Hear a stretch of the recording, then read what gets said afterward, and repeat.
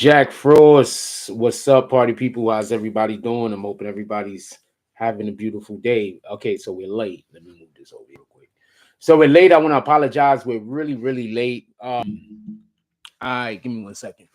I actually had to run out this morning, and I did not know till the last moment. Then I came back and realized that it was a lot of things that I didn't do that I had to do before the show started. So I want to apologize about that. How's everybody doing today? I'm hoping everybody's having a beautiful day. It's been a beautiful day so far.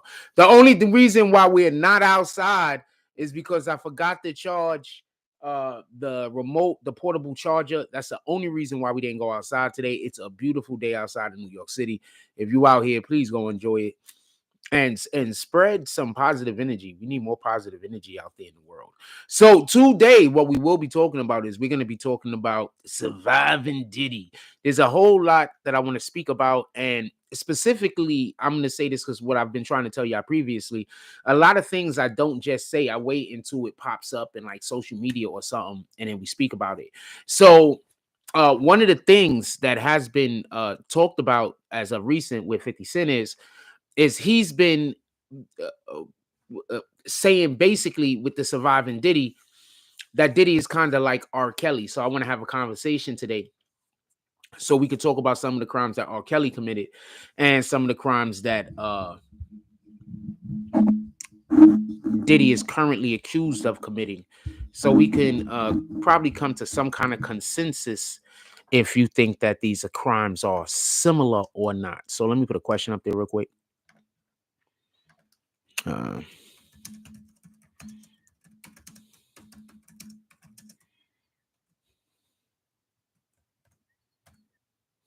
No idea why I capitalized in. Oh, no. Rephrase that.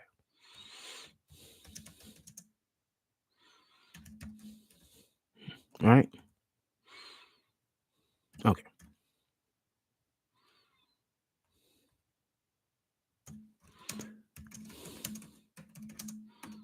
Okay, that's that. I think that's good phrasing, right? Do you think that Diddy and R. Kelly are guilty of the same type? Same crimes indicate that it is literally the same crimes, but and I'm pretty sure they wasn't always there with each other. So same types of crimes, right? Yes, no. Just want to see results.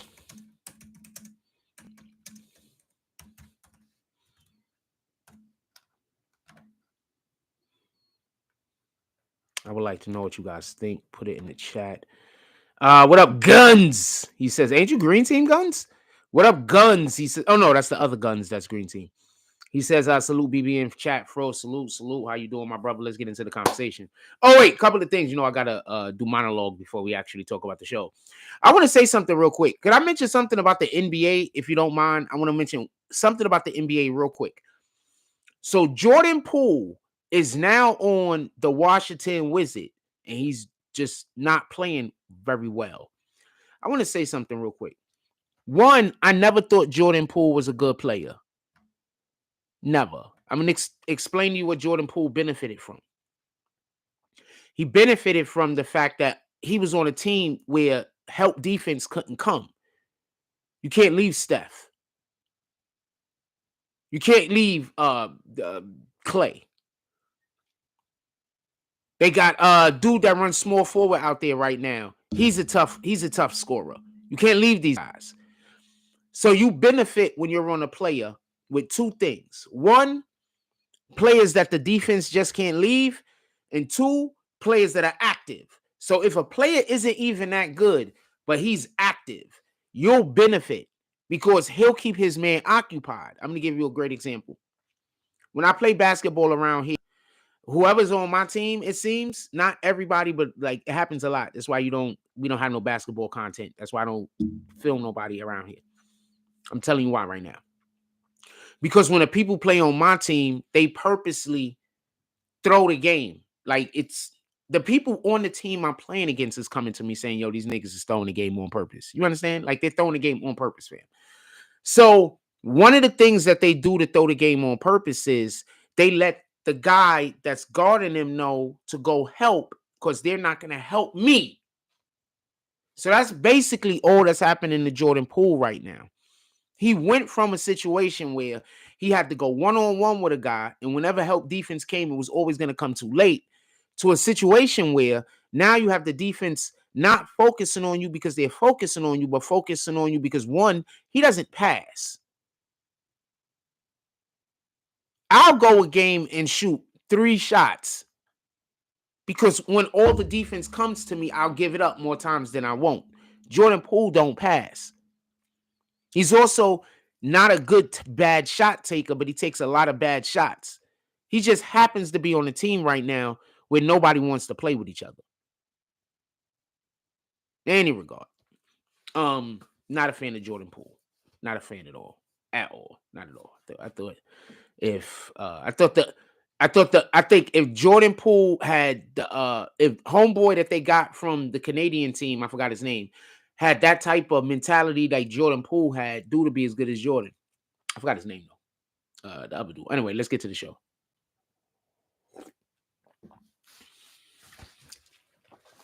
For everybody that don't know, P. Diddy has been accused of quite a few things in the recent history.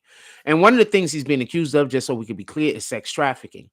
For everybody that don't know what that is, that's whenever you, well, it could be defined in a multitude of different ways, but the way in which I believe they're speaking about it in Diddy's specific, 2 different ways. But one way in Diddy's specific encounters is you have at least one person that we know of that has already put out the information that Diddy would force her to be involved in these big sex things with multiple people. How does this make this sex trafficking? They were paying prostitutes to come. I got a different question. Totally different question I'm going to say about this real quick because this whole thing just disturbs me. I need for y'all to understand something real quick. Diddy had her to go on social, on porn, on whatever sites to find dudes to have sex with her, even though she did not want this. Do you understand how depraved your mind has to be to think like this? This is what I mean by there's niggas in the hood right now that is just absolutely screwed up people in the brain, and y'all co-sign them.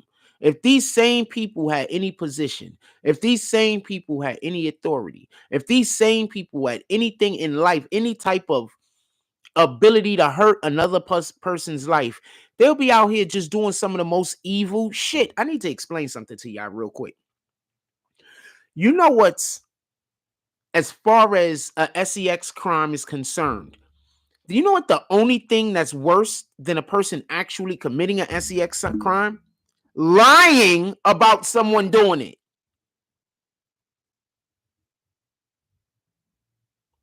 That's like the only thing worse. You know how evil a person has to be to lie about something like that? Like that's something that there is no explanation for. There is no, we were joking. There is no, we made a mistake. There is only, shit, you were some evil people. There's not a thing that other person could have done that can make lying on them in such a manner okay. There's not a thing.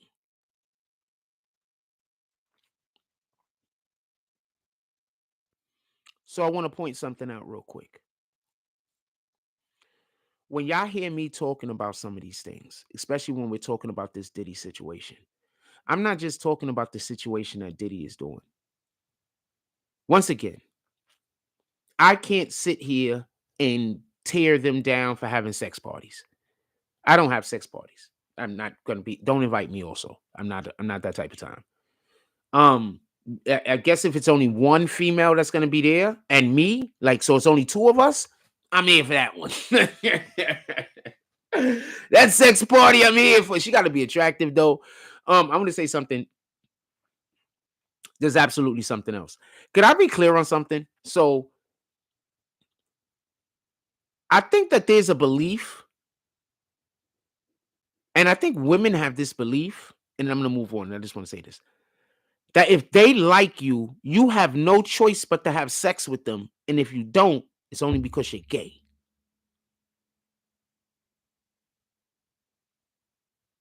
But when they're dealing with their man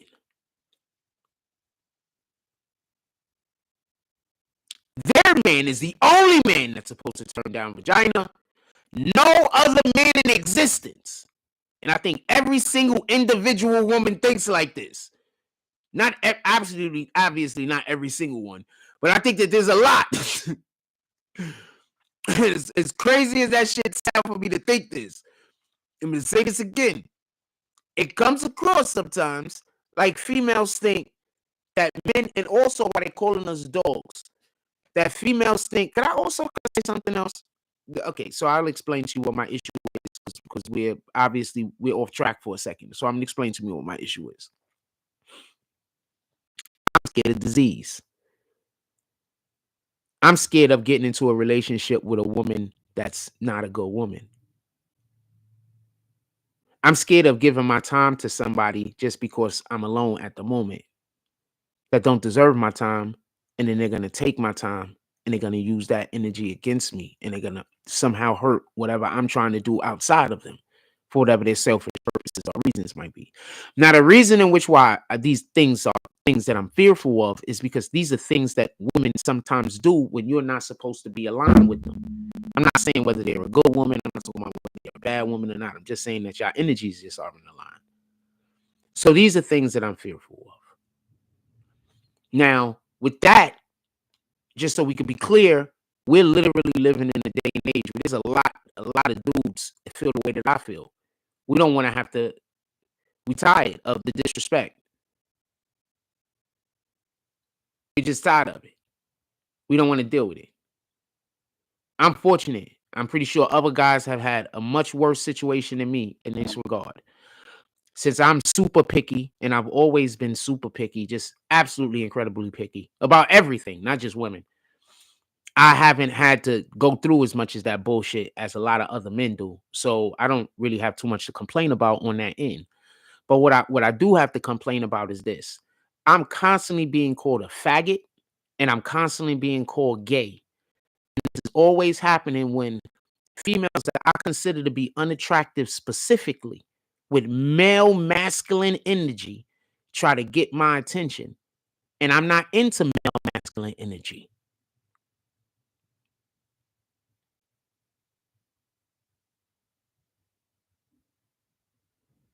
I'm just not into it. I have that right as a man to be able to like the things that I like and don't like the things that I don't like. My fault for bringing that up in this conversation, but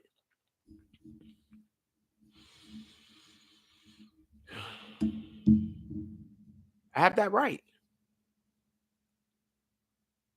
I like petite women. I don't like 300-pound women. I don't like 200-pound women.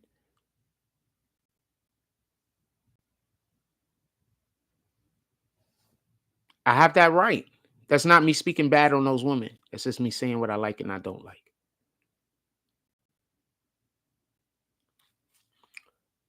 What up, L Guns? Morning, my brother. Salute. My fault getting caught up in that. Let's get on to actual track of what we're supposed to be talking about with this P. Diddy and surviving P. Diddy. I just want to be clear on that conversation about that, because one of the main things that I'm going to have to discuss in regards to this is Diddy isn't even attracted to women. Diddy is not attracted to men. From what I hear, he prefers men. But Diddy isn't attracted to women, and Diddy isn't attracted to men. Diddy is attracted to power. All Diddy wants to do is be able to suppress and hurt other people. And that's why I started earlier, and I'm just going to double back around so you can remember this part of the conversation, that I talked about. There's people in your neighborhoods, there's people in your family, there's people that you talk to every day that they cannot wait to abuse power. You know who these individuals are. Why would you even pay attention to anything that they got to say? Why would you help them to perpetuate their violence, their anger, the disrespect that happens in our hood? Why wouldn't you be more mindful of this? That's how Diddy came into power. Diddy came into power because people were quiet. Now I want to know, all of these people that's coming out talking about Diddy did this and Diddy did that. These dudes that's talking is the same dudes that was having sex with Cassie. How about that part? Some of these dudes is the same dudes that was having sex with these girls that was these situations was happening with. Do you understand? He'll have a couple of girls there. Okay. Back up. In the R. Kelly situation, we had people that was coming forward when R. Kelly started going to court that now they want to get on the stand and they want to tell their side of the story. And these are the same people that was the ones that was supplying the women that R. Kelly was abusing and the little girls that R. Kelly was abusing. Same exact people. What I'm saying is, how are we not saying that in this situation? Are we just going to say, you know what, we prefer for Diddy to get his? All of those other people that was in there taking advantage of these women, all of those other people that was taking advantage of these men, then, you know, screw it. We're going to let them just so we could get Diddy. I know that this is the only way to get these monsters, but I don't like that. I don't like the fact that these other people get to hide their evil. I don't like that. I don't like the fact that now these people that was helping Diddy do all of it. Remember, these are the people that was allowing Diddy to have the power to be able to manipulate these people and have advantages over these individuals. If Diddy didn't have these people standing next to him, helping these things to happen, then he wouldn't be able to do the things he was doing. He had power because of money, resources, and the people that were around him protecting him. Now, how the people that was around him protecting him now can get out of being held accountable? I don't like that, but I get it.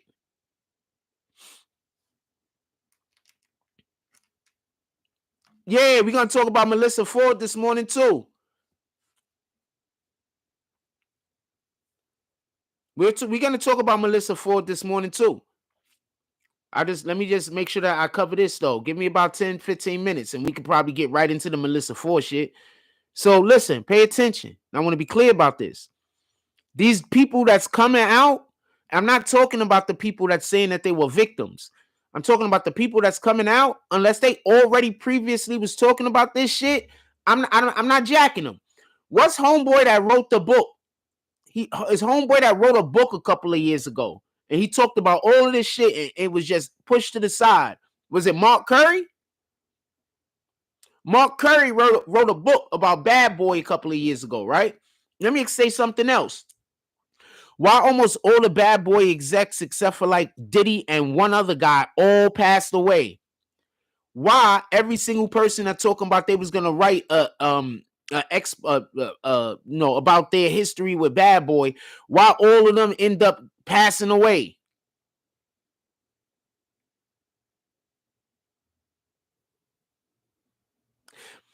I'm gonna say something else. Y'all mad at Diddy. Everybody pissed off at Diddy. What about when Rick Ross told y'all he be putting shit in the women drinks?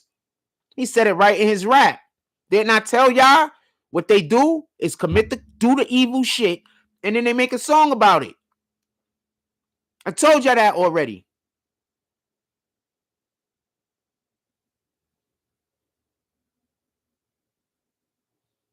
I told y'all that already. They go commit the crime, and then they go and use that energy to make the song. I told y'all that.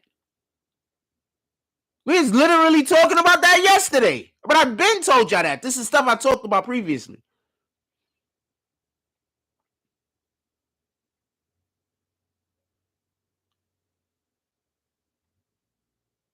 They talk about this is a common thing for them to drug women. I'm gonna say this, and this is the if you dating a woman and she going out to the club all the time without you or whatever, fam. If you got a woman that want to argue about going to the club with just her and her friends, just leave her. Just leave her, fam. They drugging these women in these clubs all different types of ways, and then doing all different type of shit to them. and giving them shit that they memory go away. Because that's what he did to Cassie. That's why Cassie memory is fucked up. Because he did some shit to her that was so bad, they were giving her shit that what make her memory go away. So if you got one of them chicks that she just can't listen, not a problem. I'm just trying to give direction. My direction is for protection. I'm not trying to control you. I want to protect you. You don't want my protection. You don't want my direction. That's fine. I'm going to go find a relationship that I can go and protect the woman that I'm with. And I can't protect you if you can't follow direction. Because my direction is the first line of the protection. That's just what that is, fam. You want to go to the club every weekend? I can't do that. Once in a while, we go out and have fun. Not a problem. I used to have shorties I date, and we go out every once in a while. I had this one girl I used to date. Well, I said her name tons of times, so I'll say it again, Maria. We used to go out and go shoot pool like twice a month with our friends. We're not going to a club, but we going to like a pool hall or a bar. Like twice a month, 2 months out the week, 2 weekends out the month. Pardon me. 2 weekends out the month and go shoot some pool and hang out with our friends, have some drinks. That's going out for me. I don't really want to go to the club with a billion different people and anything could go there. I don't really care for that all the time. I'll go to that type of shit once in a while, but that's not the shit I care for. So it don't make sense for me to go search out a person that cares for that. Why would I want to stifle that woman's growth? Why would I want to prevent that woman from going through her journey with God? She got her own journey with God going on. If she was meant to stop at me when I met her, that wouldn't be something that she would still be into. That'd be something that now this isn't as important. But it's still important to you, which is fine. So I say all that to say this. I went way off track. Absolutely off track. I'm getting back on track. Going absolutely off track. So I say all that to say this. As far as with the situation involving homegirl Cassie, and when they wiped her memory, Diddy had them sending her CAT scans. That's when you did the X-ray of the brain, because they was wiping her memory, fam.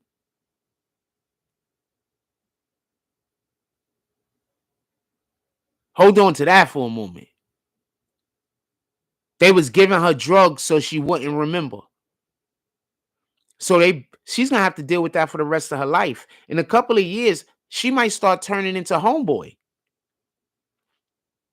She might get early onset dementia, all types of different shit. She might turn into Bruce Willis, fam. Go check out what's going on with Bruce Willis for everybody that don't know. His brain basically stopped working.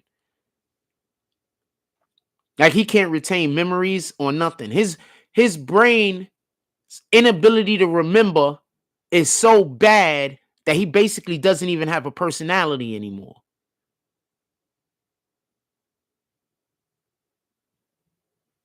I'll say that again. His brain has been whatever the hell with it. Whatever he's suffering through is so bad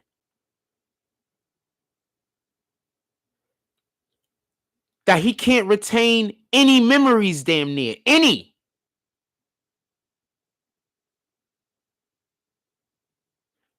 To the point that he doesn't even have a personality anymore.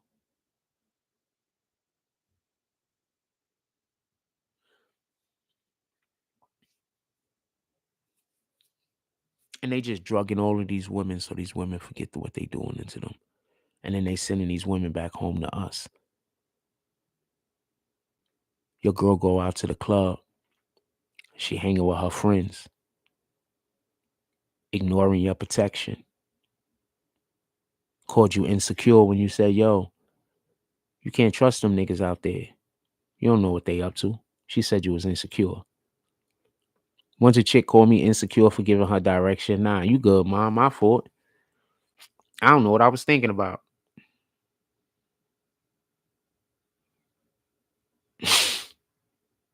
Nah, I'm good. I didn't know what I was thinking about. Nah, next thing you know. Yeah, nah. What? Yeah, I know we ain't speaking like 3 days. My fault. I was practicing some of that security. Yeah, nah. Yeah, I know. Like last time we talked, I was practicing some of that security. See how secure I am? That energy.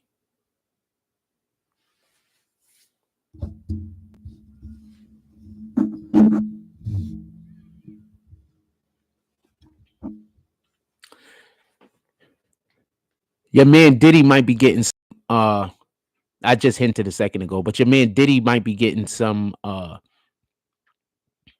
company because it looks like 50 is trying to set up your man Rick Ross for the same fall. It looks like your man 50 is trying to set up Rick Ross for the same fall.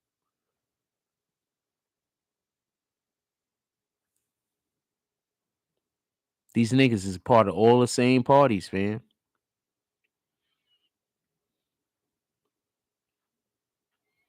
I'm gonna explain something for everybody that don't get it. Y'all think money runs this shit. Money don't run this shit. Relationships do. Relationships run this shit. The way you treat people run this shit. That's what runs this shit. All business. See, we think it's always the bottom line. It's always about the money. It's not always about the money. A lot of these deals is done before the price is even spoken about. That's what y'all don't get because y'all don't know people that's actually, sometimes it's hard to understand that concept. I'll be honest. I'm always honest, but I'll be fair. It's relationships. So I get a call this morning from one of our sponsors. I get a call, not a supporter, a sponsor. I get a call this morning from a sponsor. Sponsor says, "Oh shit, you up, Frost?" It was early. I was already up. I woke up about 4:30 this morning. Sponsor like, "Yo, you up, Frost?" I'm like, "Yeah, I'm up. I'm always up." He's like, "Yo, we got a couple of things. We're trying to get involved in the thing." Talking to me, just talking. I told him about some expenses that was coming up. I said, "Yeah, don't worry about it. We got you. That's not a thing." So we talking.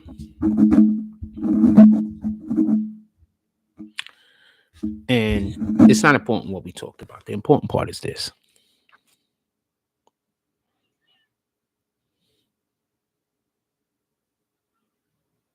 You see, when you got friendships and everybody's doing business, they got to pay somebody. So they call their friend. Because these people done gave us a budget. Now we need some things done. And who better to give the money to than my friend?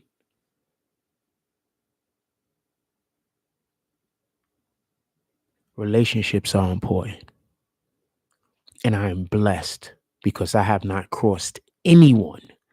There are people that believe that I crossed them, but I've crossed no one. There's people lying to people saying I crossed them, but I haven't crossed anybody. It's a blessing. Sometimes you just got to be reminded of that shit. That's all.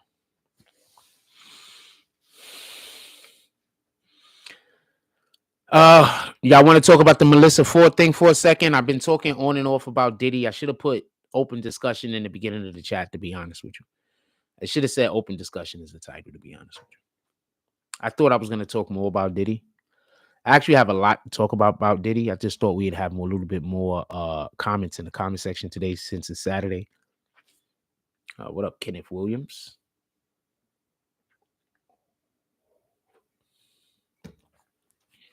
I just thought we have a little bit more comments in the comment section because we're Saturday. But I should have did early open discussion. I'll talk about the Melissa Ford thing for a second since we just rambling. I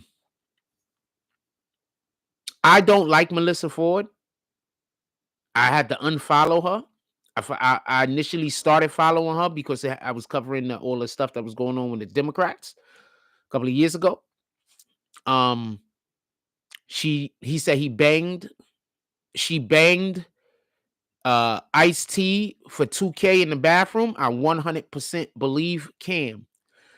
Cam, from all intents and purposes, as far as I know, Cam is not a liar at all. Not even a little.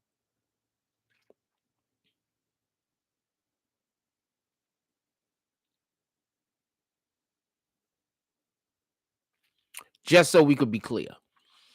So I want to say something, and the first thing I want to respond to or comment on is when it actually happened. I'll let y'all know what happened. They're doing a show. It's on the Joe Budden podcast. Somebody talks about something, and then they talked about a Camron, and I think Camron, that was the name that was mentioned, going to a whorehouse. And Melissa Ford had the nerve to say, and you know, there's underage girls in there. He was probably with underage girls. That shit don't work on real YouTube. She tried to do that black people YouTube shit. That shit don't work on real YouTube. That shit only work when you talking to the black people that want to hate other black people. That shit don't work when you on real YouTube. That shit don't work. That's why these dudes over here on this side of YouTube, that's why they can't get over to the other side. Hassan Campbell is one of the biggest names on this side of YouTube. He can't get to the other side. Why do you think he can't get there? That shit don't work. All of this shit that y'all doing on this side of YouTube to attack and hurt each other, them niggas ain't gonna let y'all over there doing that bullshit. They're not gonna let y'all nowhere near the bag, fam. Why you think these other people were coming out and blowing up in like a year? They was smart enough not to talk to you niggas. I was stupid. Talking to this side of YouTube, I wasn't on this side of YouTube. I was on the other side. I got brought over here by accident. I didn't know.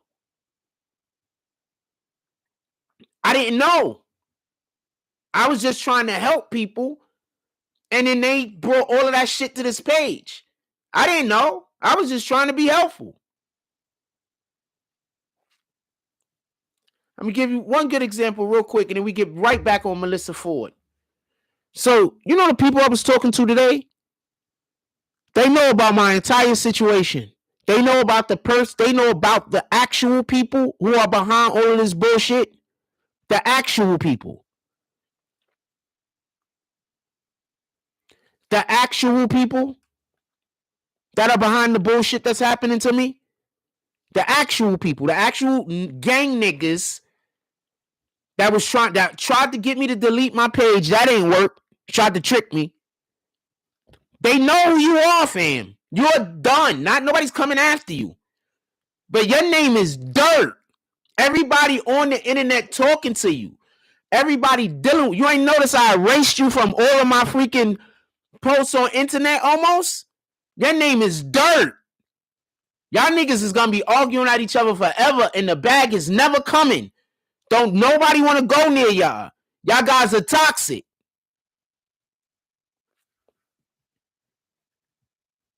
Nobody want to go near y'all.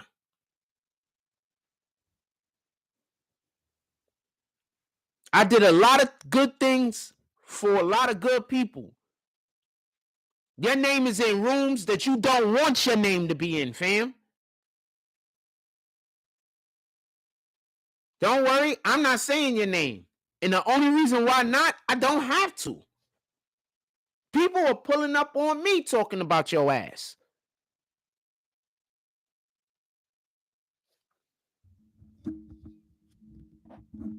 Literally don't have to. People pulling up to me with the bag talking about your ass. And about how y'all niggas is just dirty niggas and ain't going nowhere. I mean, I don't know what to tell you. Just dirty niggas. You see? I start talking about that shit, and somebody came in here, start talking about. So I just want to be clear on this. I have actual women with jobs that have hit on me and tried to pick me up. I just want to be clear on this. This is what your theory is. I have actual women with jobs that hit on me to pick. Y'all about to ruin that girl life. Y'all about to ruin her life for real, for real. Because people are gonna look at her like people gonna really be looking. You're about to ruin her life for real, for real. So, because I'm gonna put her on live every day, just to talk about the lie. So, just so we could be clear, I got actual women with jobs, homes, cars, finances, clean, hitting on me, but I don't want them. I want somebody who probably might be homeless. Is that what you're telling me? I mean, I don't know homegirl situation. I hope it's better than that. But that's what you're telling me. Homeboy's done. Ain't nobody never gonna fuck with him. And I said your name quite a few times. Ain't nobody gonna. Fam, do you understand the craziness that these niggas are saying? I've been on live how many times? Y'all seen women hit on me how often? But I don't want none of the women that's hitting on me. I want the girl that might be homeless. I couldn't have seen her outside on a hot day, not getting no money from people while she's holding the door to try to get a change, and just said, I got $1. Let me buy her something to drink while I go buy myself something to drink. I couldn't have just been nice. That couldn't have been it, right? I couldn't have just been being a nice guy. I told y'all every time I do anything nice to somebody, something bad happened to me. I told y'all. I'm still doing nice stuff for people. But I told y'all, every single time I do something nice for somebody, something bad happened to me. Do you understand what the complaints are about me? One is I went and apologized to somebody about accusing them of something that they didn't do. Now I went and bought somebody something to drink because it was a hot day and nobody wasn't giving them no money and I was sharing. So now that's going to come back to bite me in the ass. And y'all wonder why I don't talk to nobody outside. Let's get back on to Melissa Ford. Melissa Ford is dirty. Not physically, obviously. But what she was trying to do is she was trying to bring this side of the YouTube shit to that side. That shit is not going to work, fam. If there's niggas right now. Okay, so I'm going to tell y'all about a thing. So I was trying to help somebody. So we were doing hip hop content mostly. Then we started covering Tekashi 6ix9ine. That's when my first video went viral. Boom. After my first video went viral, we're still over here. We work by ourselves. We don't have nobody else. Nobody is helping me. I work by myself at this point. About 3 or 4 months after my first video went viral, I get contacted. I'm not going to say their name, by somebody I used to work with before. I don't really know them like that. I used to work with them and we had a pretty decent working relationship or whatever, right? We had a pretty decent working relationship or whatever, right? But I didn't really know these guys. So what ends up happening is he's a blood member. He's a part of a gang. He then tries to ask me to interview people. I said no to a shitload of people, just so we could be clear. So he finally gets me to interview. I don't know what M4 is. What the hell is M4?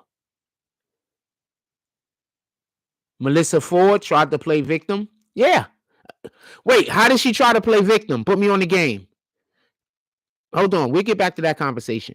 How does she try to play victim? Put me on. Let's get back to that conversation. Appreciate you, Mike Page. How does she try to play victim? Put me on the game. Because all I know is she brought it up. They shot that shit down. And then she was like, oh, okay. Like they shot that shit down. And it was like, yeah, we're not doing that. That's why I don't understand why Cam came at that's why I don't know why Cam came at Joe. I don't think Cam should have came at Joe. I think Cam should have just came at Melissa Ford. I don't think he should have came at Joe. I'm going to tell you what I would be concerned about on the Joe Budden podcast. People trying to outdo each other. I know I figured out M4 was Melissa Ford. I'm already having that conversation. So people trying to outdo each other. So what happens is when you have platforms like that is built on sensationalism, and you have the people that's on the platform trying to outdo each other, you're going to have people saying shit that don't need to be said.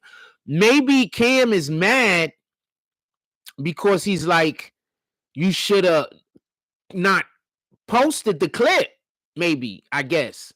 But Cam, don't nobody think you that type of shit. You understand? First of all, she accused him of going after young girls when he was 17. How the fuck is he going after? What kind of girls are you accusing him to go after? He's 17 in a brothel. You think that who are you accusing him of going after? Shout out to Arthur D. Glass. She played victim by gaslighting Cam and saying he just asks questions. That's all. She playing coy. Oh, she said that? Nah, nobody asked her that question. She said that shit on her own.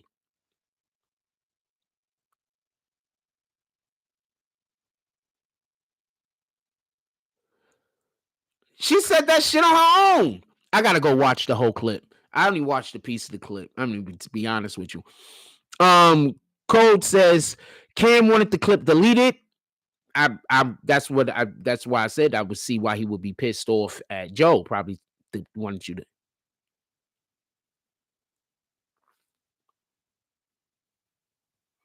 Yeah, Joe said he's standing with his employee. He should. Joe said he's standing with. So I asked the girl if she wanted a job. That meant I tried to groom her. Do you know what groom means? I can't be trying to groom her and have her. I don't even know what groom. Anyway. So you ain't hear Joe podcast? No, I didn't hear Joe podcast today. Standing with Melissa Ford. He should stand with his employee. Your employees make mistakes. I think he should stand with her. I mean, standing with her and saying she's right is two different things. I don't think he should say she's right, but I think he should have her back and want to protect her. She's his employee. I don't understand. You don't think he should support her? I'm not saying you're saying he shouldn't support her, but I'm asking. You don't think he should support her? But yeah, I can see Cam wanting the clip deleted. That makes sense to me. That's why I'm saying I'd feel a way that you put that shit out there in the first place. But he's more mad at Queen's Flip. I don't think there's no defense of Melissa Ford in this situation. I don't think there's any defense. I just don't think there's any defense. I don't think that there's any honorable way that you could defend what she did. Yeah, because that's Joe, though. This is a conflict. Joe's happy with the conflicts. Joe want to have smoke with other people. You understand? He's happy with the conflict. But I don't think, and also free speech. But also, okay, so another reason if I was Joe why I would back my employee is because he admonished her on what had happened.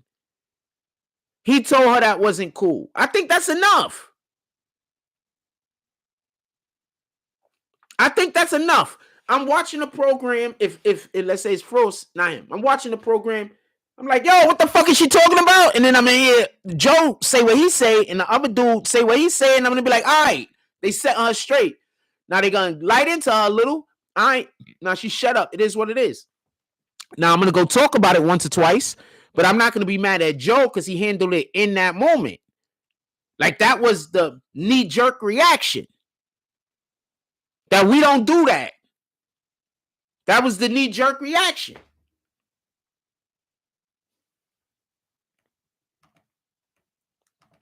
That was the knee-jerk reaction. Now y'all just making stuff up, fam. Y'all just they just making stuff up. Now you're just making stuff up. Once again, so all of the women with jobs, and I'm not saying this girl ain't clean, but all the women with jobs that are clean, that got cars and money, I'm just saying no to them. I don't want none of them. And Joe told Cam try and sue. Wait, why would Cam even try to sue? I don't understand. Did Cam say he wanted to sue? See, this is just Joe trying to get the situation worked up. This is Joe. I'm going to tell you, this is what I believe just happened. Joe didn't tell her to say that. She just spoke out of turn. Now, after all of this is happening, Joe's like, yo, I could benefit off of this. That's what I think is going on. I'm going to go warm me up some coffee. Give me 1 second. That's what I think is going on.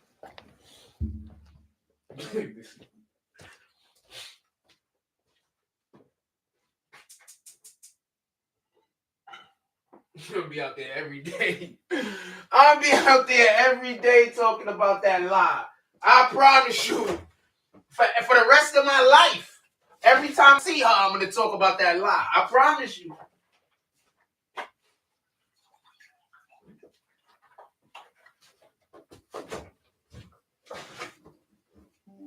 I'm going to call out Satan every time I see her.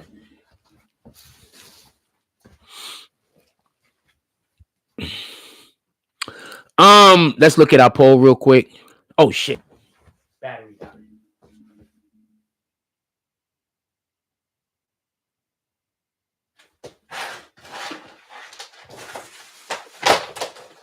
Sheesh.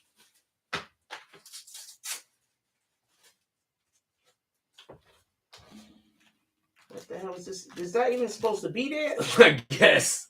All right, fuck it. Is it plugged in? It's plugged in.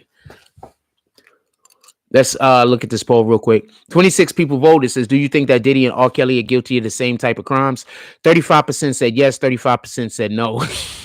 31% said. 31% said just wanted to see the results. Diddy is, in my opinion, being accused of the same crimes that R. Kelly is being accused of. But if you listen to what Diddy is being accused of, it's worse. What Diddy is being accused of is worse than what R. Kelly is being accused of. I just want to be clear on this. I mean, I guess it's not, because we're saying that it was at least adult women for the most part. So I guess we're saying that part.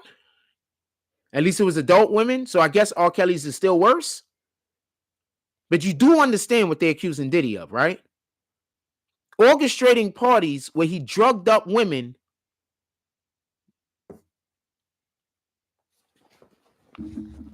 Like, that was the whole purpose of the event. Do understand what they're accusing Diddy of.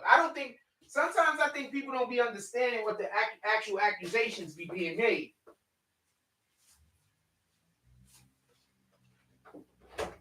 They're basically accusing Diddy of being the worst human being. They're accusing Diddy of Epstein type shit.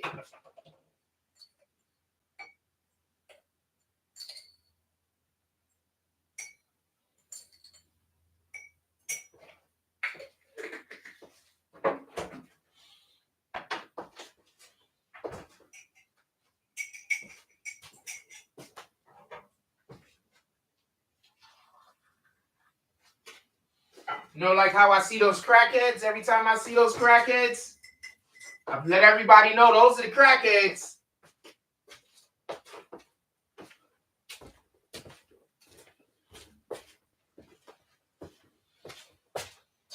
I don't care where I see them at. Every time I see them, this is the crackheads. Satan is not allowed to hide. Satan is not allowed to hide.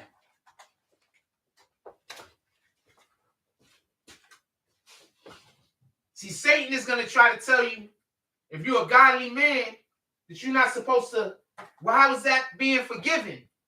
And what I'm saying is, we're also supposed to be beacons.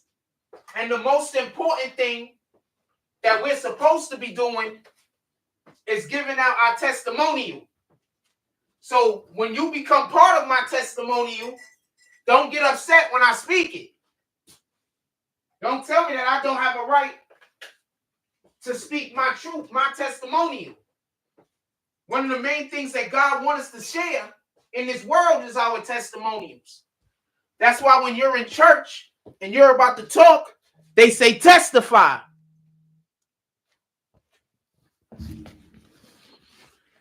I doubt very much that this individual, because I'm going to go do a lot bigger things, and I'm not going to stop talking about this shit. I doubt very much that she want to be on the end of that conversation. Like them crackheads, I'm talking about them forever. Like forever, forever, ever, forever, ever. I'm going to make sure anybody that comes into contact with those women know to be careful.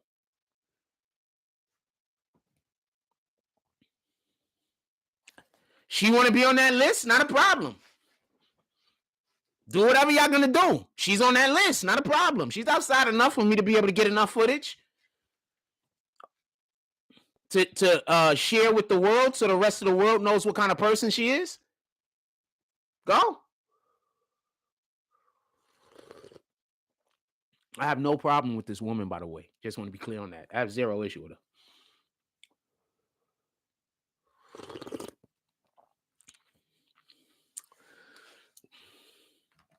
What y'all want to talk about? Put it in the chat. Nah, but as far as Joe is concerned, I'm with him. You got to defend Melissa Ford, fam. You can't leave your employee out there to dry. You got to defend her. He what up to the few? He admonished her in the moment. In the moment when it happened, she got admonished. You even see her go like this and sink down in her chair because she was trying. She felt smaller. She was admonished in the moment. Cam, light her up on the internet for a day or two, and then after that, I think that's good work. Every time her name come up, if I was Cam, she'd probably get that smoke though. For here, for now, into eternity. We're not letting the devil hide. We're gonna forgive him, but we are also not gonna let the devil hide. Because you know what happens when you let the devil hide? The devil go and attack somebody else. People don't know. Stop letting the devil hide. So nah. Why do you think I'm the way I am? You come do some evil shit to me? No, I'm not going to let you hide. Why would you let the devil hide so the devil could attack other people and they don't know? That's not being very godly. That's not being your brother's keeper.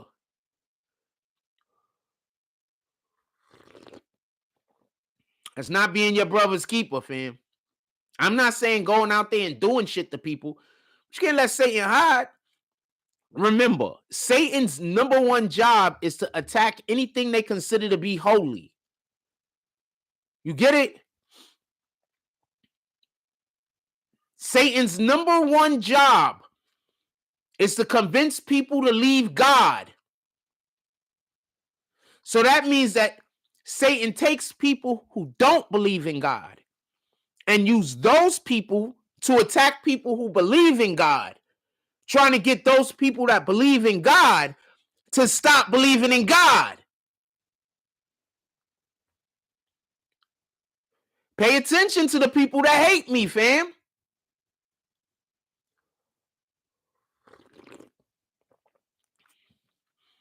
Pay attention to the people that hate me. I'm going to explain this one more time.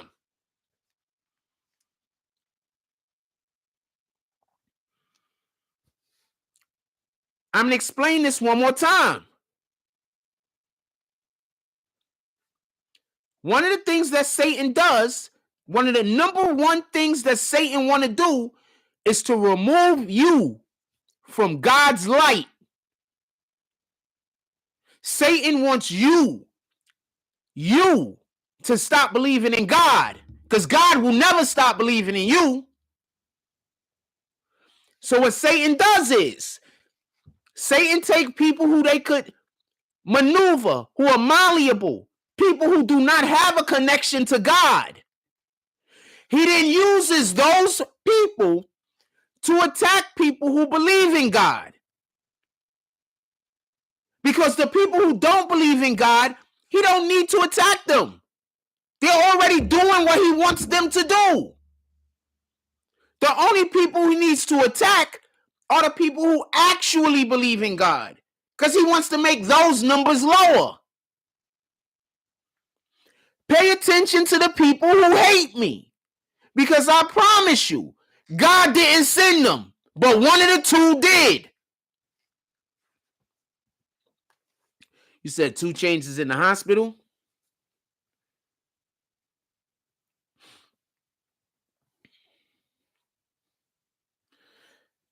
I hate that now my phone is stuck on fucking trending, trending searches.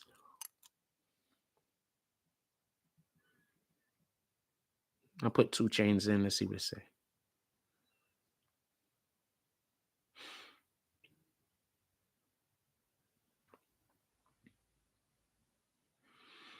I don't have nothing on a car crash yet. I hope somebody said 2 Chainz was in a car crash accident. Let's hope that he recovers well if this is true.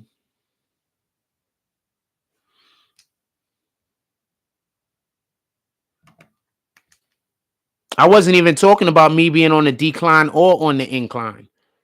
You're just not intelligent enough. No, let me back up off of that. When somebody is speaking and they're trying to talk about the Most High, I don't expect people who hate God. I don't expect people who gravitate towards Satan. I don't expect people that's looking for an excuse to say that I'm wrong to even take into any kind of consideration God. So I don't expect you to believe me. And I don't expect for you to agree with me. And I expect that no matter what I say out of my mouth, you're going to try to turn it into something negative because Satan can't create. All Satan could do is deform. So I want y'all to look at these people when they make comments in here and they're trying to start a conversation with me. One thing that they're going to almost always do, one of two things: deform something that I said or accuse me of something that I didn't do. Now just look, or just insult me flat out. Now just look at their comments. All right. They're going to either deform something I said, because Satan can't create. They can only deform. If you go look at any page of theirs that all they do is try to copy off of me because they can't create anything. So Satan can't create anything. He can only deform.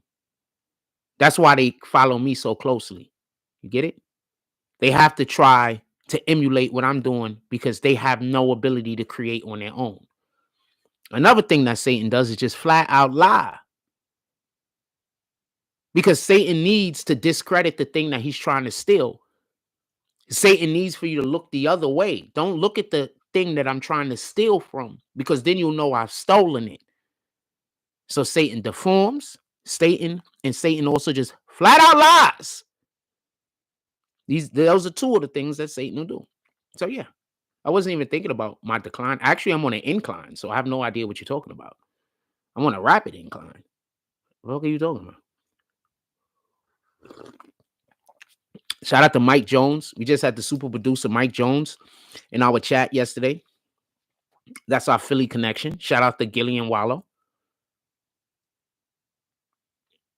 A couple of days before that, we had one of the most influential music, not even influential, but one of the best, at least in New York, in America, on the line. One of the best people in the business that work with artists and their money. We had them call in. This is not a decline. This is an incline. You do understand this, right? This is an incline. I had a producer, I had somebody in my chat the other day that goes to Dre's studio and work with Dre. Dr. Dre. NWA Dr. Dre. Death Row Dr. Dre. Had him in my chat just yesterday. How is that a decline?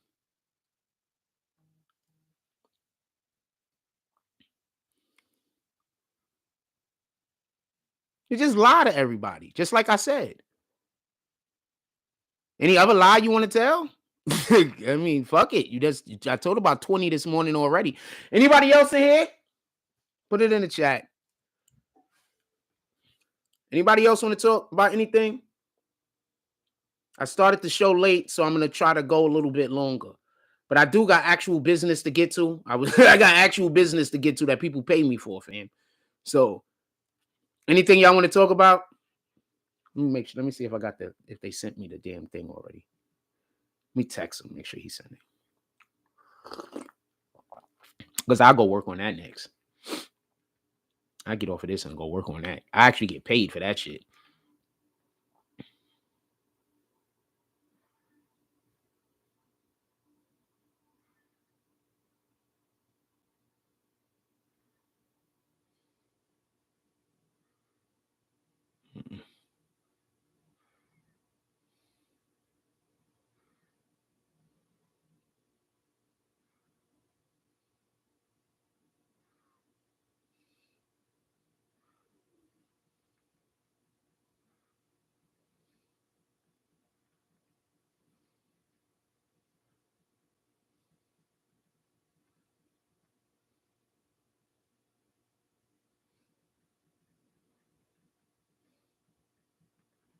If you hit me back right now and send me the stuff right now, I'm just gonna go now. What else y'all want to talk about? Put it in the chat. Yeah, because this is all these widows is in here this morning. I don't really want to deal with it. I'd rather just go do some work. I'm getting paid for that work. I'm not getting paid for this. I'm just in here. I'm not getting paid for this. I'm getting paid for that. Anything else y'all want to talk about?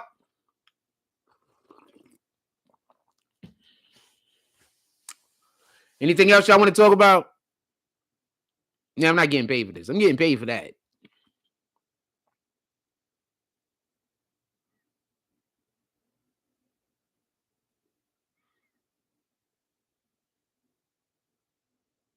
There's going to be so many people that are just going to be so butthurt.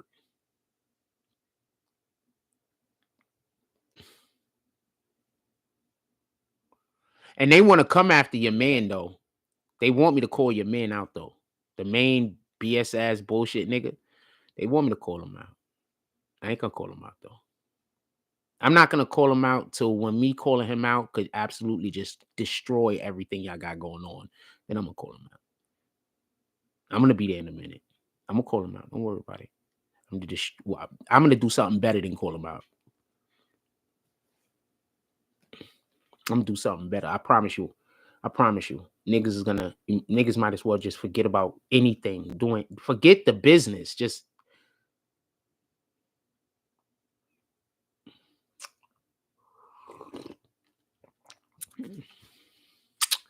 anything y'all want to talk about?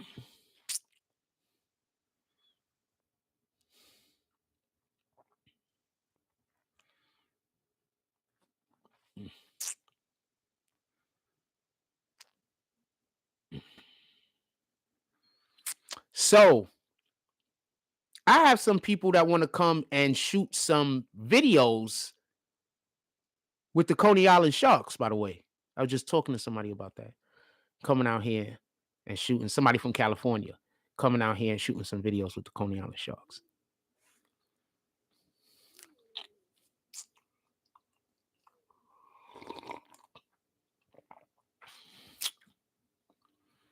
I just haven't told the Sharks about it yet.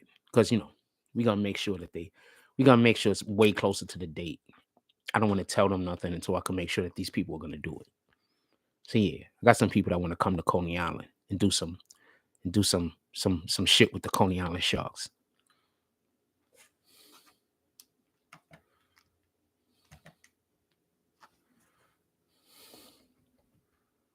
I might have them come on.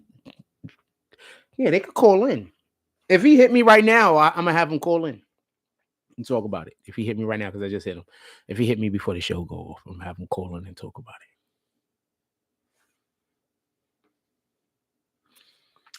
The Coney Island Sharks were nice to me.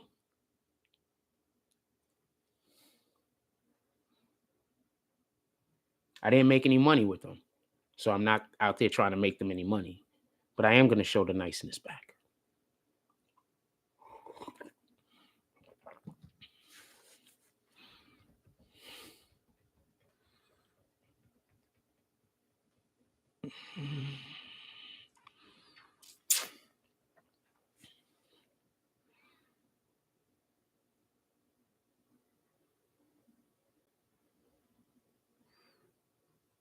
I am so lucky that I didn't blow up last year because there was still people that I needed to get from around me. I'm so lucky I didn't blow up the year before that because there was still people I needed to get from around me.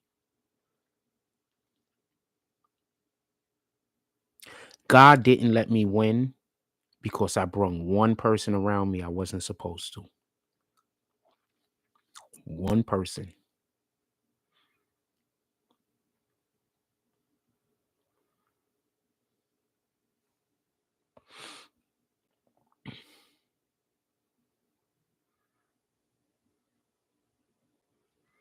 Be mindful of who your circle is. It's important. You can't be blessed if you're hanging out with people who don't bless. You can't be blessed if you don't hang out with blessed people. You hang out with miserable people. How could you be blessed, man? Let's read our word for today.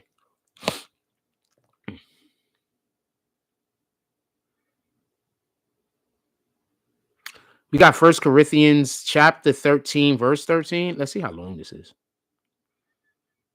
Oh, it's only 13. Let's read the whole thing. All it ever takes. Hold on. Arthur D. Glass says all it ever takes is one bad apple that'll rot in the whole basket. Fam. When I get to where I need to go, and the people on the other side explain to y'all how close we were, and the only reason why we didn't make it was because the only reason why we didn't blow before was because these niggas was just, it was just serendipitous. That's all I could say. God just didn't want y'all to win, fam. Because he wants me to win. God just didn't want y'all to win, fam. Y'all needed to change y'all hearts and y'all needed to change who y'all were. And y'all just refused. And that's why in the beginning you was winning. But when you had to when you had to show that you was a changed person, you did. You showed it was fake. So then God took all of our progress away from us. Because I bet it on you. You understand? I know I'm blessed. And I bet, or should I say, I took some of my blessings and I tried to share them with you, knowing that if you fucked it up, we were going to be out of God's light. So that's on me for me. You know what I'm saying? I know how this shit works. Anyway, 1 Corinthians chapter 13. I'm going to read chapter 13, verse 13 first, and then I'll read the whole passage. At this time, there are three things that continue. We continue to trust God. We continue to hope for his good things. We continue to love other people. But the most important of these things is love. Now, I just want to point something out. I'm going to read that passage one more time, but I just want to point something out. If one of the most important things we could do is love other people, then what about those people that's constantly trying to come to you and tell you to do hateful things to other people for whatever their reasons are? It sounds to me like they're trying to stop you from going to heaven. Now, that was easy. Let's look at the more complex wording.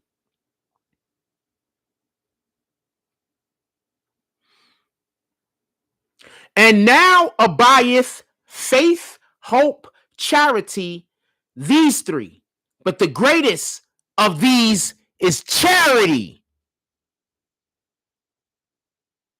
I'm going to read the other way one time for y'all, the easy way.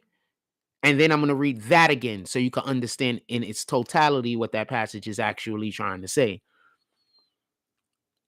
1 Corinthians chapter 13, verse 13. And this is easy for better comprehension. At this time, there are three things that continue. We continue to trust God. We continue to hope for good things. And we continue to love other people. But the most important things is love. So loving other people is more important than trusting God. And loving other people is more important than hoping for good things.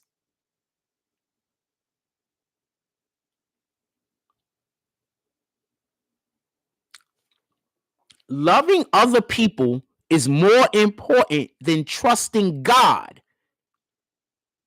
And y'all out here spending every day of your life attacking other people and their character with lies. And loving other people is even more important than having faith in God. So says this Bible. Now, just so we can be clear, I'm going to go to the King James version of the same passage. 1 Corinthians chapter 13, verse 13.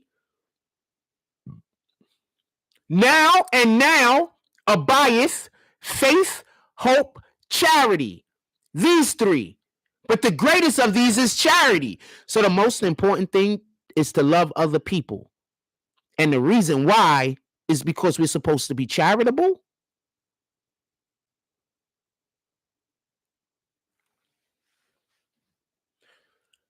Don't I always say the only way to get a blessing is to be a blessing? That's a thing that some people say. But basically, that's what this just says. Only way to get a blessing is to be a blessing.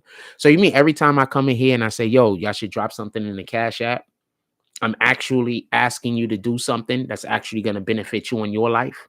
Because remember, we talk about God over here. I'm not just talking. We talk about God over here. So you come in somewhere where we're talking about God, and then you're doing donations. Just read a passage. I didn't bring this up, just so we could be clear. I didn't orchestrate this.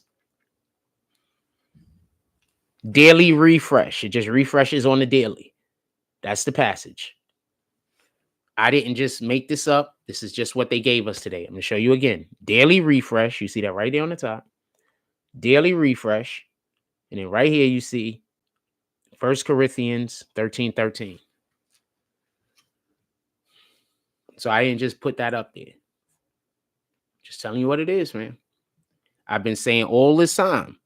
I promise you, if you donate to our platform, good things is going to happen to you. I'm telling you this the whole time because I understand the way the Bible works. I talk about the Bible all day. I talk about worshiping God. I talk about the Most High, and I talk about His laws and how we're supposed to carry ourselves. I mean, that we have in church right now. Period. Independent of whatever else we speak on.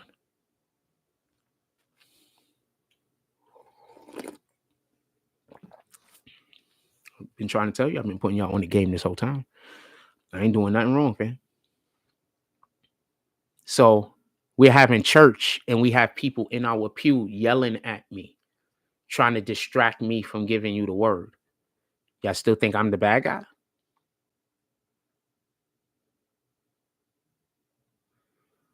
Shout out to my Muslim brothers that gave me a Quran.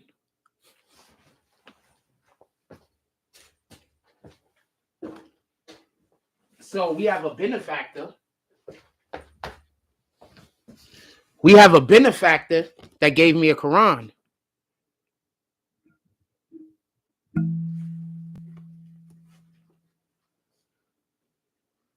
That's the one I spoke to this morning. They appreciate when we speak on the Bible. And they want me to just be able to also speak on the Quran. So they gave me a Quran for me to be refreshing myself on and for me to read up on and learn about. So when I speak to people who do go to church, when I speak to people who do read the Bible, when I speak to people who do read the Quran, when I speak to people who follow the Lord's words and they see our page, they consider this to be church. I'm not saying I do. I'm telling you what they consider it to be.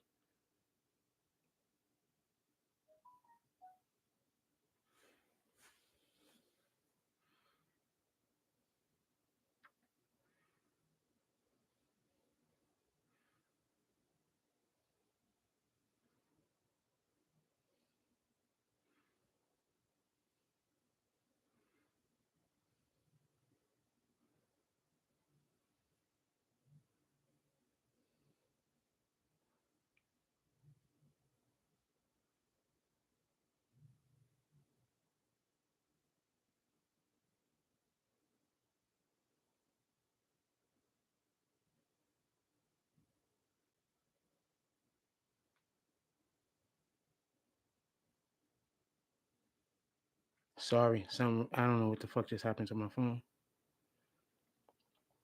My app. Hold on. Some weird shit just happened. I'm sorry about that. The heck?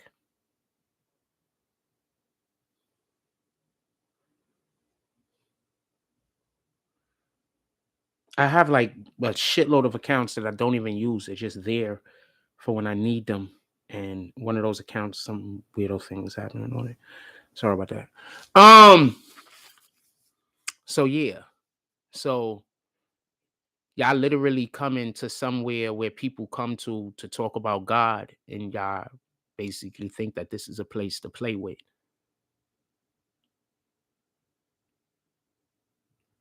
And then you walk around in the streets of Coney Island and you say that I'm wrong when I say that y'all niggas is satanic and y'all fuck with the devil.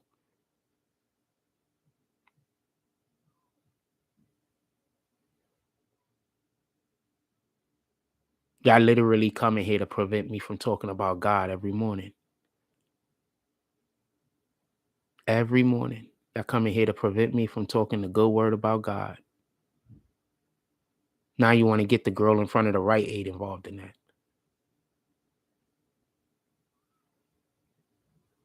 Just something to think about.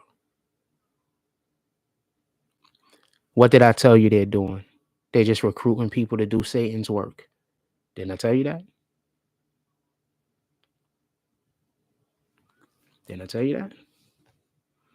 Now they're going to go try to recruit the girl in front of Rite Aid.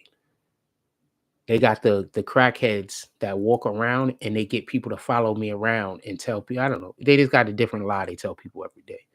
The crackheads. Don't worry, I'm going to get them on camera again. Every time I see them when we filming, they getting on camera. 100% from now until I'm not alive no more. And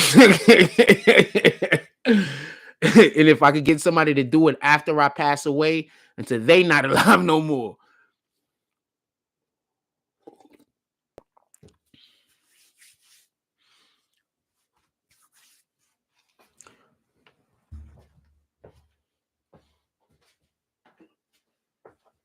What y'all want to talk about? Come on, fam. It's Saturday morning. What y'all want to talk about? I try to talk about God every day. And all I got is people that don't want me to talk about God. That's all we talk about, dang yeah, is God. Y'all see these people walking down around the street. Y'all see these people out in the street. If y'all attack them, y'all probably be doing God's work. I'm not even lying. That's literally how it works. That's literally how it works. When you go do God's work, you get blessings. I don't want nobody to get attacked. I'm just saying what it is. That would you literally be doing God's work. Literally. Go read the Bible. You'll find out. So apparently, I'm not going to get into that because that's Old Testament also. So I'm not going to get into it. We haven't really been. It's Old Testament and it has to deal with. I'm not a king, so I'm not going to even bring that up. I'm just going to leave it alone. I'm not a king, so I'm not going to bring that up.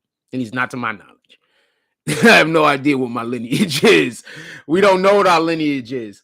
So imagine the people that might actually be kings in America. We might have all types of actual blood-related kings in prison right now. For real. Like people that their lineage is kings. A lot of them might be in prison right now.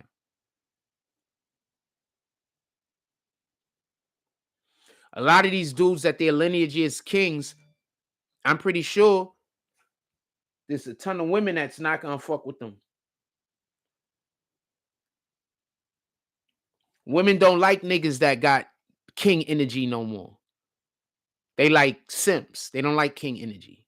They don't like niggas that they don't like king energy. They say they want it, but they don't want it. When they see it, they're gonna say, you controlling.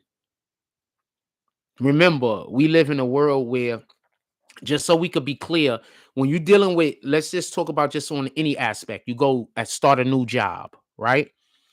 And so they give you directions that's called safety tips, right? And now let's say you just ignore the safety tips and then you get injured. You can't now sue the company because it's not the company's fault. It's your fault.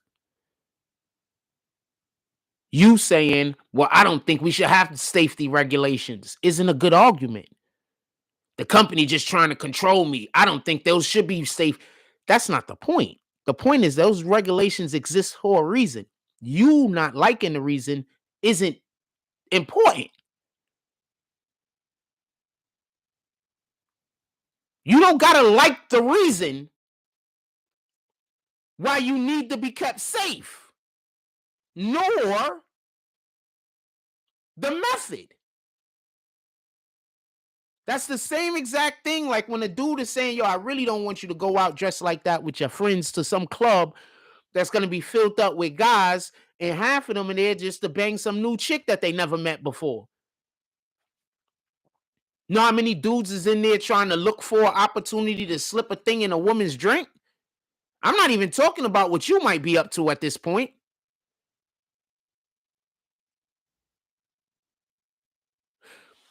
So, do y'all remember this movie called Sudden Impact? Sudden Impact is a Dirty Harry movie. Sudden Impact is a Dirty Harry movie, just so we could be clear. It's one of, I fucking love Dirty Harry. I know I'm about to say this, but I don't really want to. I would 100% recreate. I would love for that to come back. I want them to start doing new Dirty Harrys. But I don't want it to be placed in the present day. I don't care what color the actor is. I don't care if you got to keep him white, because there was always a Dirty Harry is racist undertone when in reality he wasn't racist. So I think you have to keep him Caucasian. But I want it to be placed circa 1970s. I want it to be in the 1970s. Maybe then transition moving over to the 1980s. But that's the time period I want it to exist in. And I want there to be a new Dirty Harry fucking universe or whatever. And I don't want them to remake the old Dirty Harrys. But I do want them to make movies that fall in between, after, and before the Dirty Harry movies that already exist. Like, I want them to make a movie between Sudden Impact and The Enforcer. The Enforcer's good. Good. If you're gonna watch any one of the, let me make sure I got this one right. If you're gonna watch any one of the Dirty Harry movies, The Enforcer, I think that's the one with the where he got the guy outside of the damn diner when he says that his special line to the black dude.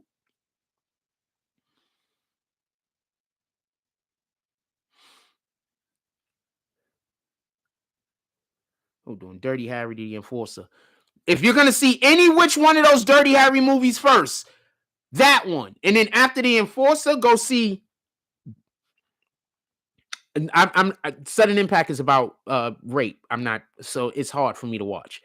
But that's hard for me to watch. Sudden Impact is hard.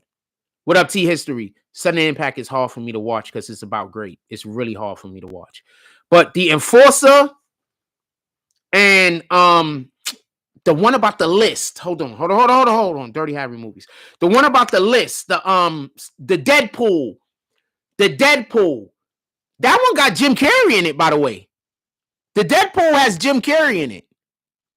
How fucking old is Jim Carrey, fam? So there's 5. I want them to make movies between the movies and movies before and after. I want like 6, 7, 8 more. The boxing tournament was last night. Go check it out. I couldn't make it all the way to Baltimore. The boxing tournament was last night. So the first one is Dirty Harry. The second one, Dirty Harry, was in 71. Then there's Magnum Force. Magnum Force is about dirty cops. He has to go against dirty cops. That's pretty good also. And that's really, just so we can be clear, that was really revolutionary. This second movie was about dirty cops. The first movie was Dirty Harry. It was about him. The second movie was Magnum Force. That was about dirty cops. That was very, like, for them to take that step back then and there, that's like, The third movie is The Enforcer. The fourth movie is Sudden Impact. There's a reason why I want a movie between The Enforcer and Sudden Impact. I believe The Enforcer is the one about the dude that was going around sniping people and killing people. And Sudden Impact is the one about the great one. Well, in The Enforcer, his partner was Tyne Daly. Hold on. Tyne Daly was his partner in the Enforcer, right? Yeah. So Tyne Daly was his partner in the Enforcer. He has like a new partner every show. Them niggas is always getting shot and killed and hurt. He has like a new jump off every show, right? Every show he has like a new partner. So Tyne Daly is, I think, his only time he ever had a female partner. So I would like, see, there was a reason why I said that. I wasn't just picking two movies. So I would like for there to be a movie between when Tyne, because she dies at the end of that movie, by the way. Fucking spoiler alert. And then the very next movie was about Grape. So I would like to see a movie between there that further expands, like, on the concept and the idea that they had going there, because especially in this climate that we're living in right now, they want women in everything. Like, everything got to be a women-led movie. So we're not going to make it a women-led movie, but that allow for us to have a movie come out that we will be able to play towards all aspects of, try to get as many demographics as possible. So that one should be the second one. They should make one and then make that one. Just my opinion. And the Deadpool is the last one. The Deadpool is, fam, the guy Deadpool is basically named after the movie The Deadpool. You know, the Marvel character? He's basically named for the same exact reason why he has the name Deadpool, is what that movie was about.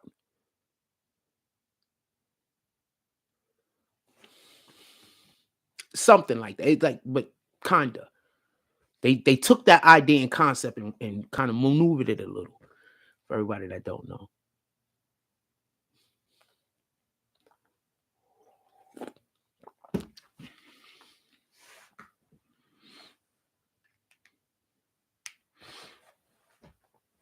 Yeah, Dirty Harry. I would love for them to make more Dirty Harry movies. But you got to make the dude Caucasian, because I want there to be a racist undertone. I want there to be an undertone of racism. I think that makes the character more edgy. And I think with people in the movie thinking he's racist, but us knowing he's not racist, I think that allows for us to create a character development that'll be interesting, where we could keep his hard edge, but also show his softer side. You understand what I'm saying? I think that'll be, there's ways to really work that character development. You know what I'm saying? Anyway.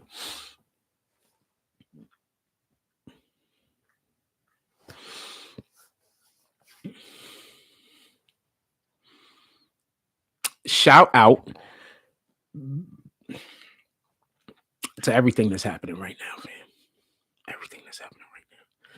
Motherfucker called me up this morning and said, "Yo, I'm proud of you." He said, "I love the progress." I said, "Yes." He said, "This is what I'm investing in." I said, "Yes." He said, "My money feels like it's well spent." I said, "Yes." Then he talked about spending more money. I said, "Yes."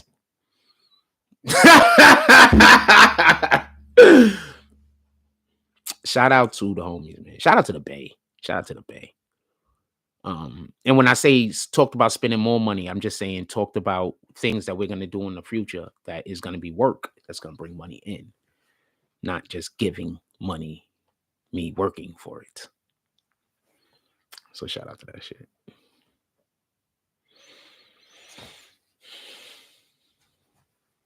Y'all going to see. You're going to see. It's not going to be hard. It's not going to be hard. It's not going to be hard. You're going to see. You're going to see. And then you're going to understand all of this time that I was not doing very well. God was holding me up. You're going to understand all of this time that they told you I was doing bad. I really wasn't doing bad. God just needed for the people to get away from me. So he had to sink me some.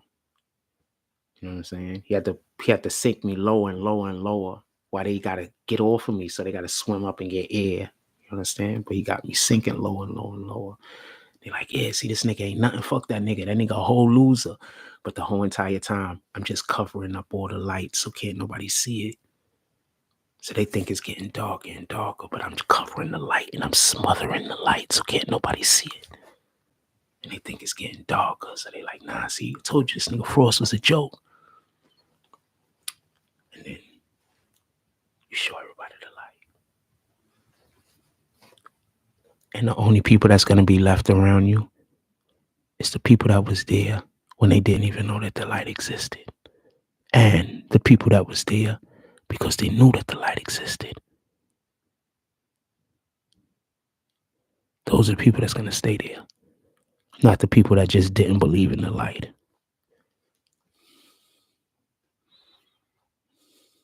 There's a difference between not believing in something and not knowing that something is there.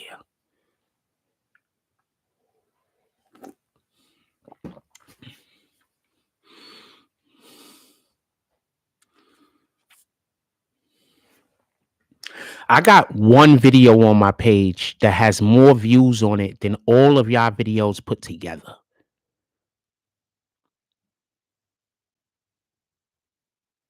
I have more than one video on my page.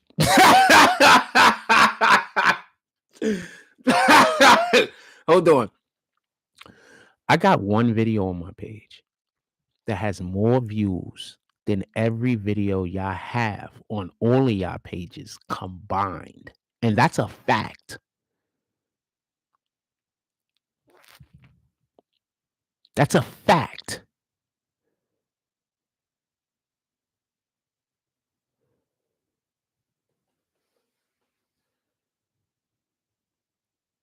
We'll add your Instagram views in there too, probably. Probably beat those out too. That's a fact. That's a fact. You don't see the results. My sponsors and the people who actually spend money over here, they see the results. I don't need the people that hate me to see the results.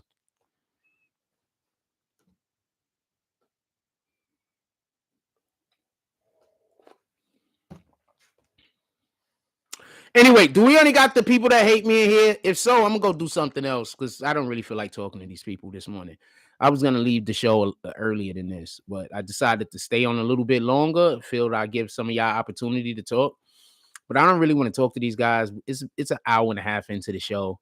I don't really want to talk to these guys. I might go down to Lower Manhattan today. I'm not 100% sure yet. I got a thing I gotta do, and I got a little bit of work to do. I told the person I'll have it to them by 4. I guess if I get off and I do the shit now, I could have it to them sooner than 4. I mean, I'm going to be done. Even if I did the whole entire show and got off like 12, I'm going to be done with that work by like before 2. I just told them 4. Just to make sure that I had enough, gave myself enough time. So I go get to that shit. If not, if anybody don't want to talk, I'm going to go get to that shit, to be honest with you. If y'all want to talk, I'll stay a little bit longer though. But if y'all don't want to talk, I'm gonna go get to the actual stuff that pays me. I'm gonna go to that. Anything y'all want to talk about, I'll give y'all a second before I get up out of here. If not, we up out of here. Also, shout out to Gen V. I watched Gen V yesterday. It's good. It's the Boys spinoff. It's really, really good. It's really, really good. It's really good. It's really good. I like it. Also, they have a lead character on the show that's supposed to be a teenager. I don't think she's a teenager in real life. Not because they always get these young actors and actresses to play teenagers in these television shows. Do I not think this? I don't think this because in the first 2 or 3 episodes, they wouldn't show her legs. And so I think it's because she's so thick that there's no way that you could, and it's muscular thick, not like regular, you just ate, just active thick. And I think that it's not reasonable to believe that she was a teenager. You understand? Like she looked like she had a woman body. So I'm curious to if this is how old she is. Jazz Sinclair is the chick's name. Lizzie Broadway, I like her too. But I think I just like her character. 29. Whew, see, They put these 29-year-olds on these shows and tell you they 17. Then you see an actual fucking person, and I don't want to talk about this shit. This shit's all confusing. Anyway, she's 29. Hold on, Lizzie Broadway. I like her too, but I don't think the Lizzie Broadway girl is like beautiful. I think she's cute because I like her personality. She 25. She 5'1" too. I like short girls. Hold on, how tall is Jazz? She goes by the name Jazz. She's 9 times out of 10. She's not really into dudes anyway. She's 5'5". That's a nice size. 5'5" is nice. I like 5'5" to 5'2". I like that. Like 5'5", 5'2", 5'3", 5'4", 5'5". That's good for me. I'll date chicks outside of that, obviously. I mean, I'm not gonna be like, everything about you is perfect, but you're 6 foot. Can't work here, baby. That's not gonna happen.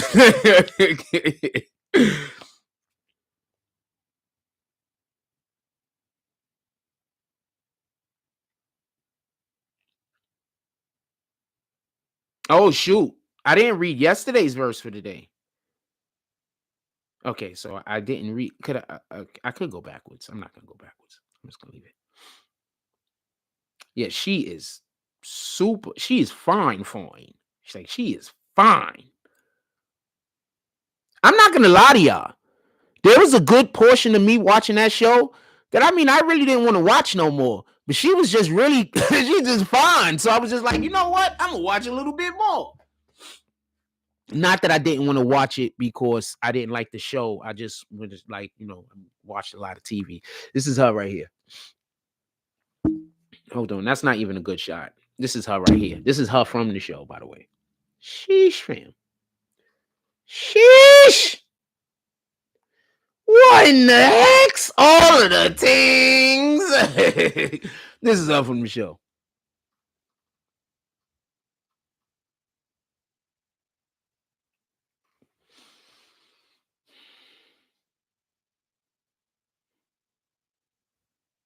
She's on other things?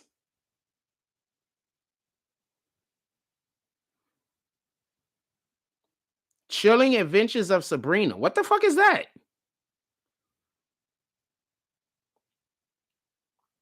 I don't know, but this is her from that shit. This is her from that shit.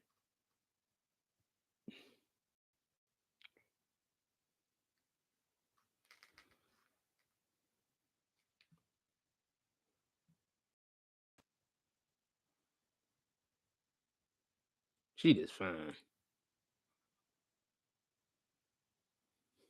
When a woman is just naturally beautiful, I'm sorry, man. That's always gonna.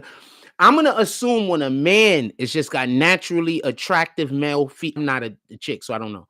But I'm gonna assume when a male just has naturally attractive male features,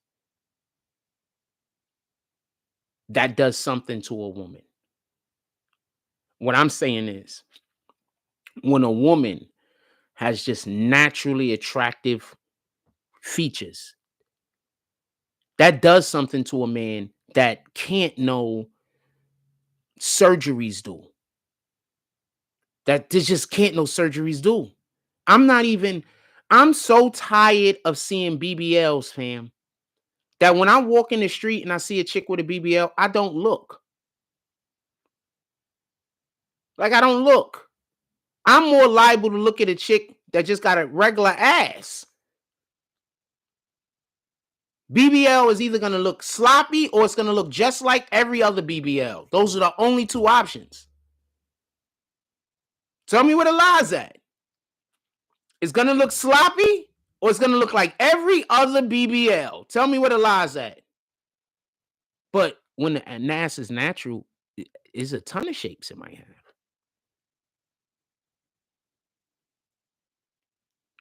She might be one of those chicks, right? That the top of her ass probably ain't super meaty, but the bottom of it that's where all the junk go. Like the bottom, right at the bottom of the cheeks. That's where all the junk go. That's a nice looking ass. She might have one of those just bubbly peaches. Just, You know, it's not super big, super fat, but it's just round and it just very symmetrical. She might just have a badonkadonk. She might not have all of that extra butt, but she might have zero stomach. These are all of the different variations that you could have when a person is natural.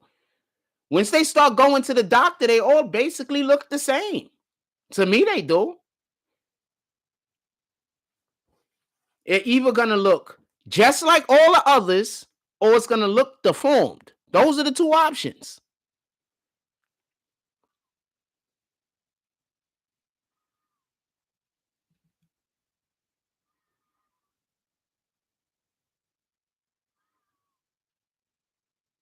What kind of ugly ass shits is these?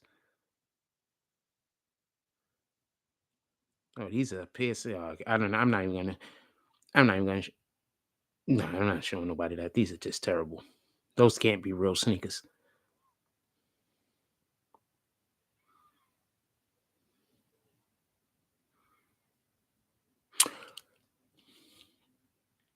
Fam, I have no idea why women think guys want BBLs. You know, niggas want to have sex with women that got BBLs. And those are not the niggas that's trying to wife you. The niggas that's trying to wife you, they're not out there like, I gotta look for the one with the fattest BBL. They're not doing that. They're looking for the women that bring peace. They're looking for the woman that they can succeed with. I don't even want to.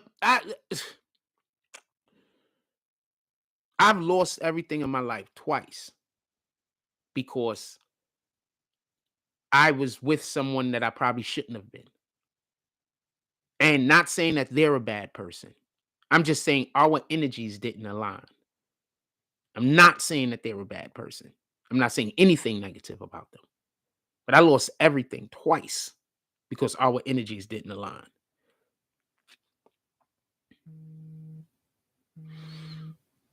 I've been out here getting it for years, fam.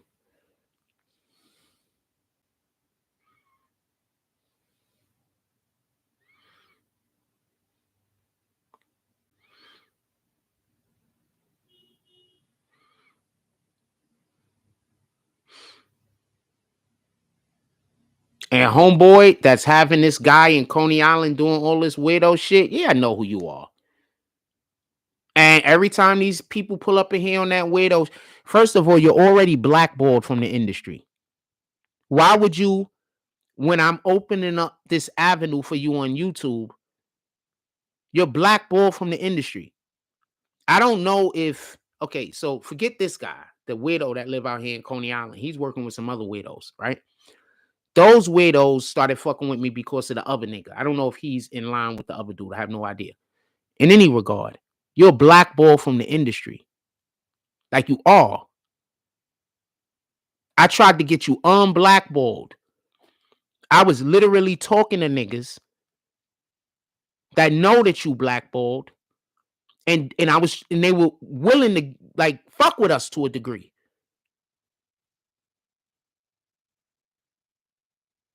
And then you went and did the shit you did. Now, every time one of these weirdos come fuck with me, they just assume they coming from you.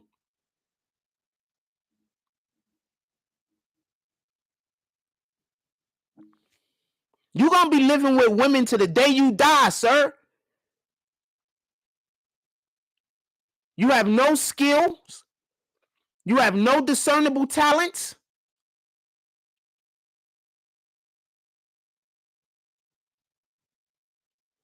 And you made it so people in the industry is going to stay the fuck away from you. And I'm telling you this because I know this.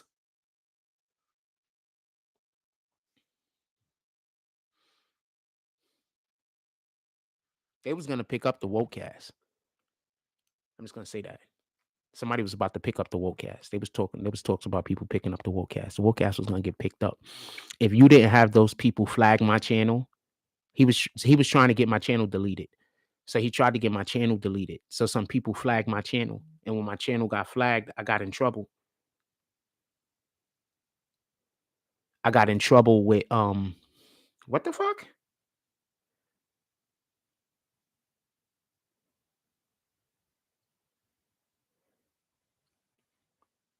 So when they tried to, I'm gonna tell you how they tried to get me to delete my channel. So dude tried to get me to delete my channel. That didn't work. But another thing they tried to do was they tried to flag my channel and get my channel pulled. But when they tried to do that, they got me banned from YouTube. Pardon me, they got me in trouble for a month from YouTube, and they got me banned from the studio where we shot the Wokecast at. So you ended the fucking program that was making you famous.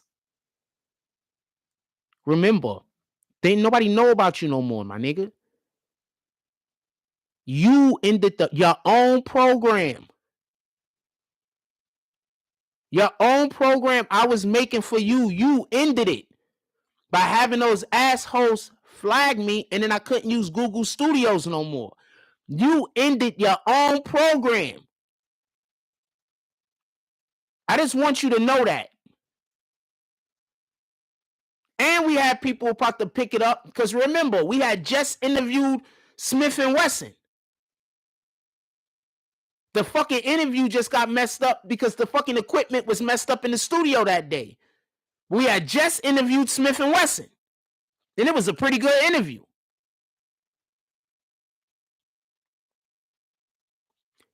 You are the reason why you are going to live with women to the day you die, because you have no discernible talents and you fucked up your chance.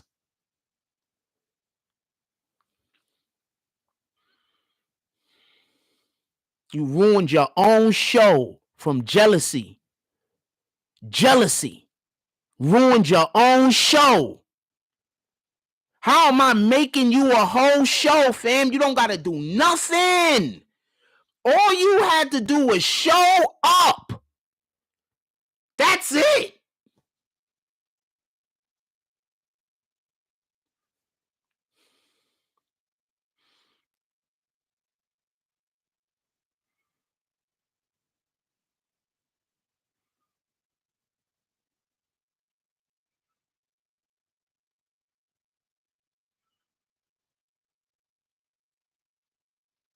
You just can't do nothing for niggas. Also, that's why people keep pulling up and bringing me resources, because there's niggas that know shit like this was going on. You don't have no friends in the industry. If you did, they would have caught you and you would have been in line with niggas and you would have knew that the Wokecast was blowing. But you didn't know that the Wokecast was doing as good as it was going, because you don't have no friends in the industry. You just act like you do.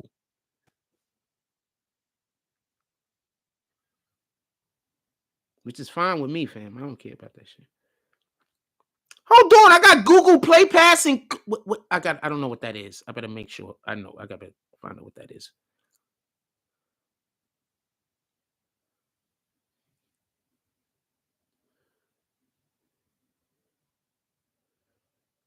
I got ESPN too. I gotta figure out how to use that.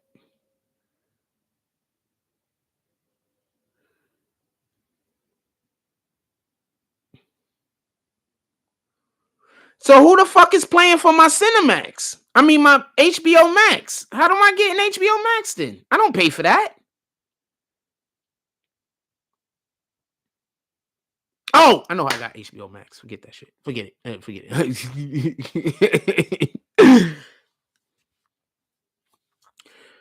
Anything y'all want to talk about? I mean, I don't really want to hold y'all too tough. Anything y'all want to talk about? But just some real shit. Just some real shit. I want you to know. Like, I want you to know. And I want the people that's following behind you like you smart. You're not. You stupid. And I'm saying that. You're not. You stupid.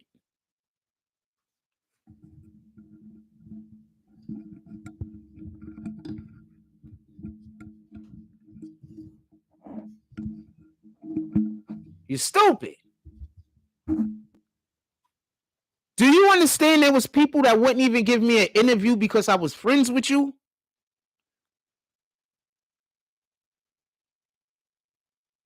And I still carried you, fam. This is before we even made the Wokecast. The Wokecast didn't even exist at this point. I still carried you.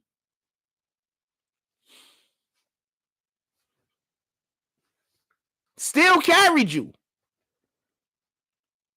You don't know how to do shit on the computer. You don't know how to do nothing but get in front of a camera and talk. I got to do all the work.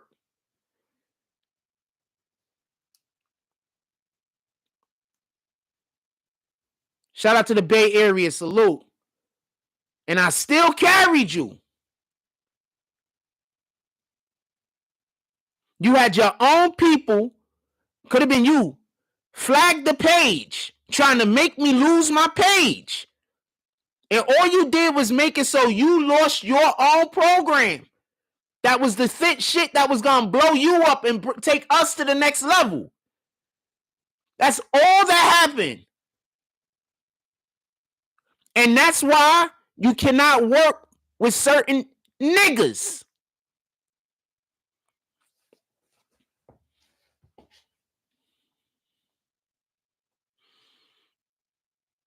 You was trying to make me shoot you a fucking web series, and you got mad because you told your people that you could make me shoot you a web series.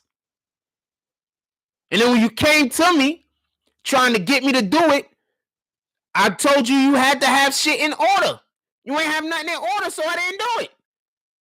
Y'all just wanted me to walk around with a camera while I just said random stuff and did random things. And I said, no, I don't want to do a web series unless we got a script. We need to have direction. There need to be a story. I'm not wasting my time running around with a fucking camera just filming niggas having a good time and enjoying themselves. Telling lies. I told you get a script together, get an idea together, get anything together. Y'all couldn't get nothing together.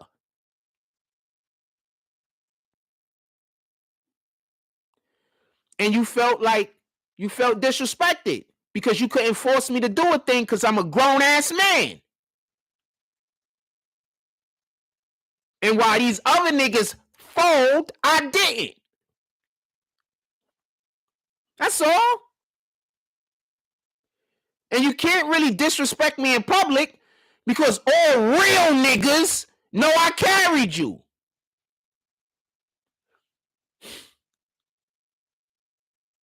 So you can't really disrespect me in public. You got to act like you helping me.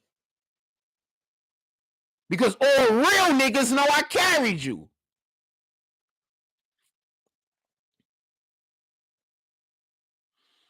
I do not regret anything that I did. I do not wish that I did anything different. Sometimes I might, but no. I did what God wanted me to do in that moment.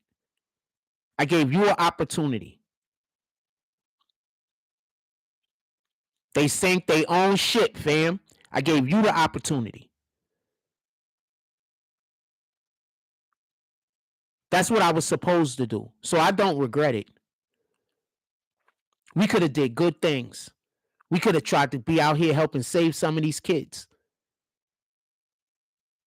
But when I talk to you about going and speaking in prisons, speaking in schools and shit like that, that wasn't interesting to you. Only thing that was interesting with you is arguing with these niggas on the internet. That was interesting. Going to schools wasn't interesting. Talking to the youth wasn't interesting.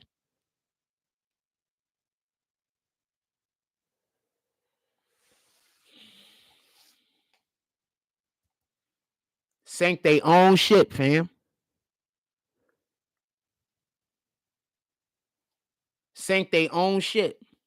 And been attacking me ever since. Sank their own shit, fam. Why you think they keep trying to say I'm lying all the time? Like I lied about I didn't lie. I told y'all niggas what I was gonna do, and then y'all niggas sabotage it. How am I working with you to try to make us money and you sabotaging everything that I'm doing and then going and telling people I'm lying? You was just trying to gaslight the situation and manipulate me, and it didn't work the way that you thought it was going to work, because you thought if you get a lot of people to say a thing, I'm going to fold. I'm never going to fold, fam. God first.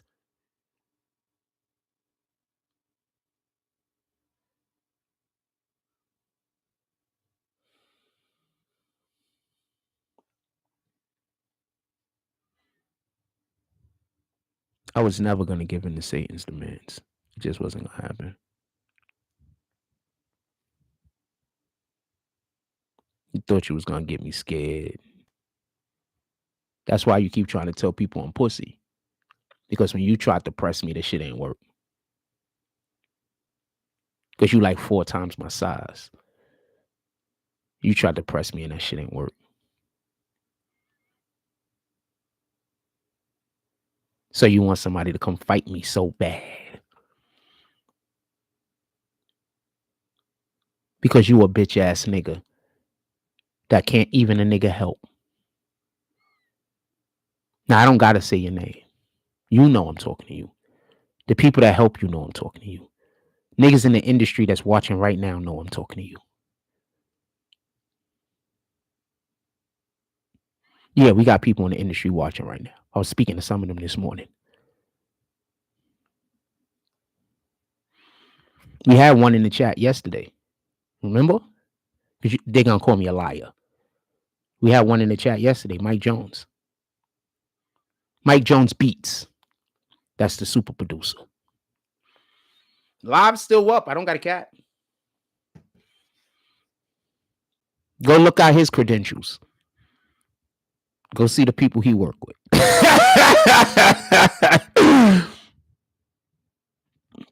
Remember, you can go straight to his page from the chat from yesterday. You could see who he is. Then you could go to his Instagram and see who he be with. And then you could put Mike Jones BBN Network in somewhere, and you'll probably see some of the interviews that I did when I went down to Philly. I used to go to Philly and do interviews.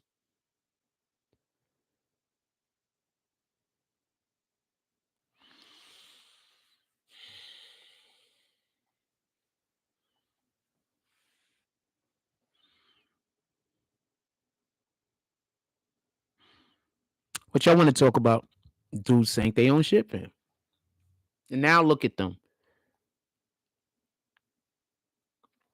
There's a reason why y'all niggas is usually living in halfway homes, fam. I'm not trying to shit on nobody's place of residence. I'm just saying what it is. Niggas can't even help you niggas. I wasn't there to be a slave, fam. I was just trying to help you learn how to get to the bag. You wanted me to be a slave. I was just helping you get to the bag. Remember, people like Queen's Flip, Joe Budden, these niggas know about you because they know about the situation. Do I need to name more industry people? Lisa Evers. Do I need to name more people that know about our situation? Specifically?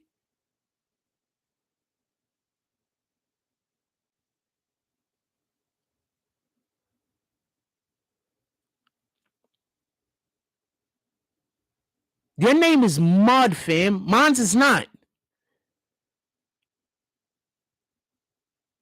Actually, I'm seen as an extremely talented and eccentric guy. That basically they just think I'm uber talented, but also eccentric. Do what you want with it. But you just a scumbag that destroy everything you put your hands on. We different. Notice nobody's calling you up to interview you, right? You ever notice that? Nobody's calling you to interview after you stop talking to me. Since you're not on this platform no more, none of the big dogs want to even talk to you. You was trying to get a podcast with somebody. So y'all went and shot a podcast and that shit was boring as fuck. Not hating, just stating fact. It was boring. So if you went and shot a podcast, some other people, and it was boring as hell, but me and your podcast was good. I'm going to say that again. So you went and shot a podcast with some other people. It was boring as hell. I don't know how much money y'all spent. I don't know who put the money up for y'all to do it, but y'all went and y'all shot it. It was terrible. It was absolutely terrible. But when you did the podcast with me, them shits was dope. Even when our fucking guests weren't interesting. I wonder why.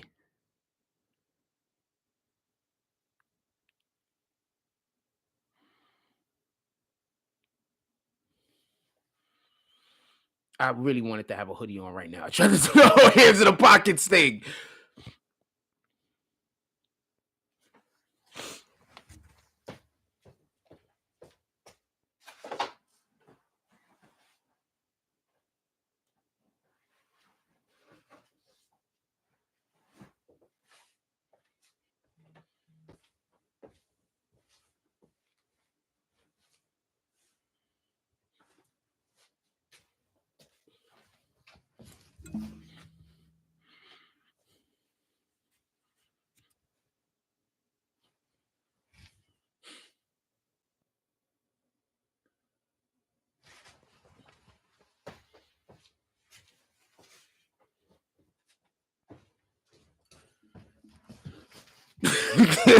I just wanted to do the hands in the pockets thing.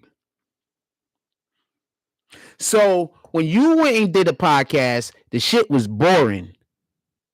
You had people put money behind you. I don't know how the fuck y'all got whatever y'all got, but from what I heard, you had help. You did the podcast. It was boring. It was terrible. It really was. I'm not trying to shit on any of you. I know that you all tried your best. And personally, I wish it was better. But it was terrible. But when you did the podcast with me, it had direction. It had order. It was entertaining. It had jokes. But when y'all did it yourself, it was just absolutely just 3 people yelling at each other about shit don't nobody care about. With no jokes. Nothing. Nobody was funny. Nobody was funny. Nobody was insightful. Nobody? Do you understand how difficult it is to get up here and talk every day and not repeat yourself every single fucking day? Yeah, some days we talk about the same thing 3-4 days in a row, but that's because the same story is going on.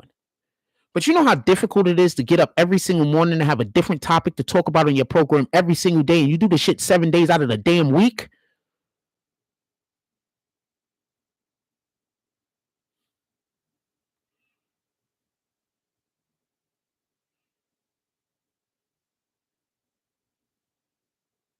So I was doing one with y'all.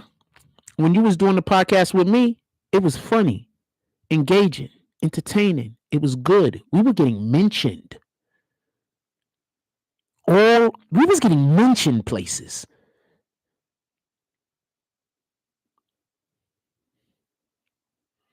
Just want to throw that out there. When y'all did the podcast, it was trash. Didn't nobody care. And actually, people didn't even know y'all did the podcast until after it came out in a couple of weeks that passed, I think. That's when I saw people start talking about it after it was out for a minute. Then people was like, oh, the shit, it just dropped yesterday. And I look at the damn thing, it says 6 months ago or some shit. So you're never going to be able to do more numbers than you're doing because you're catering to a group of people that are not even a group of people I'm trying to go after. So sully my name all you want. That's not even the group of people I'm trying to go after. That's not even my demographic is the part in which I'm trying to make. My demographic aren't,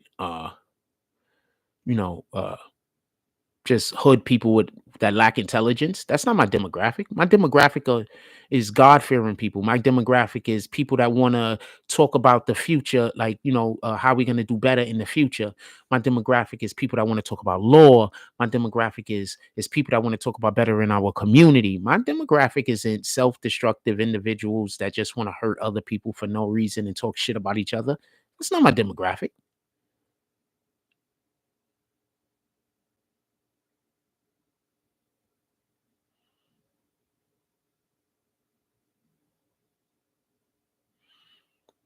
The dopest shit is when I'm outside and people that are God-fearing people, and you could tell because they look like they're going to church or coming from church, or, they might be. When I walk past them in Coney Island, they usually say hi to me. Like first. Smiling, happy to say hi. I'm happy to say hi to them also, might I add. It's mutual. So when I walk past the person who's like, because they got these dope fiends that follow me around. They haven't been following me around as of late, but they were. So when I walk past these guys, and I'm not talking about the people who got, they got their drug problem. First of all, everybody that got some kind of drug problem in addiction, my heart does go out to you. I ain't, just be clear on this. But I'm talking specifically about the ones that hate me and are out there trying to help the people that want me dead. I'm talking about them. I'm not talking about the other niggas that's minding their own business, dealing with their own problems. When I walk past them mofos, I'm not thinking I wish they watch my program. I'm not even trying to connect with you. God didn't send Jesus here to save the people that didn't believe. That's the part y'all don't get. God did not send Jesus here to save the people who did not believe. He sent Jesus here to collect the lost sheep.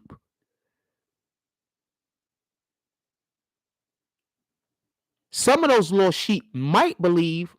Some of those lost sheep might not at the moment believe.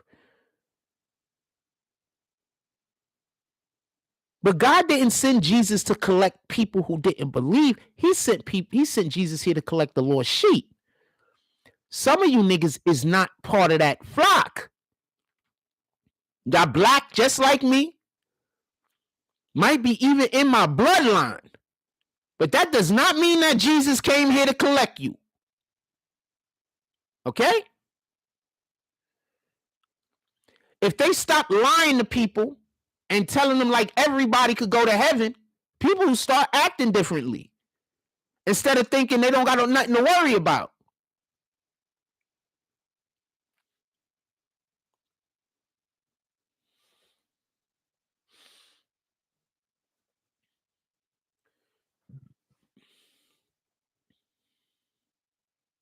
You got people to argue at my platform. So my platform is constantly being argued at while ain't nobody talking about your platform. So you could try to grow while you tear me down.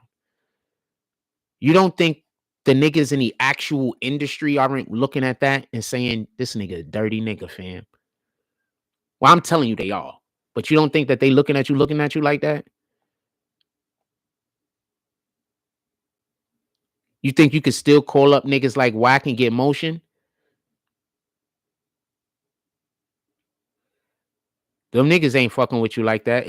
How did you go fuck with Whack and them? Now them niggas ain't fucking with you no more. You thought that was an accident? How do you think Whack knew about you?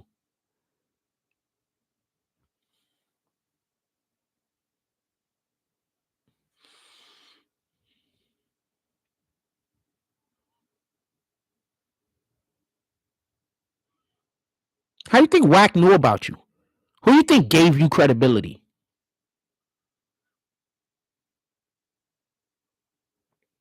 You think Whack would have ever contacted you if I would have never interviewed you? You know what? If I would have never interviewed you, nobody wouldn't even know who you are anymore. Nobody knew who you were. I reintroduced you to the world. Me even getting ready to interview you is one of the main reasons why you got that whole Queen's flip motion. And we both know that's true. I introduced you back into the world, to the world. The world didn't even know who you were. Only people that knew who you were was niggas in Brooklyn. Shout out to that shit. Niggas didn't even know who you were. That's a fact. Let me tell y'all how he tried to get me to delete my page real quick. So he calls me up. He's like, yo, you got a brand page, a brand account? I'm like, a brand account? What's that?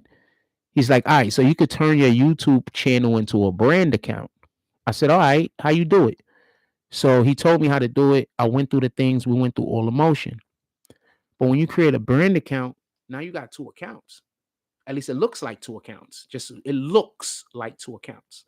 So what it looks like is this. I'll show you on my phone because it's a way for me to show you on the phone real quick. So it looks like two accounts. I'll show you.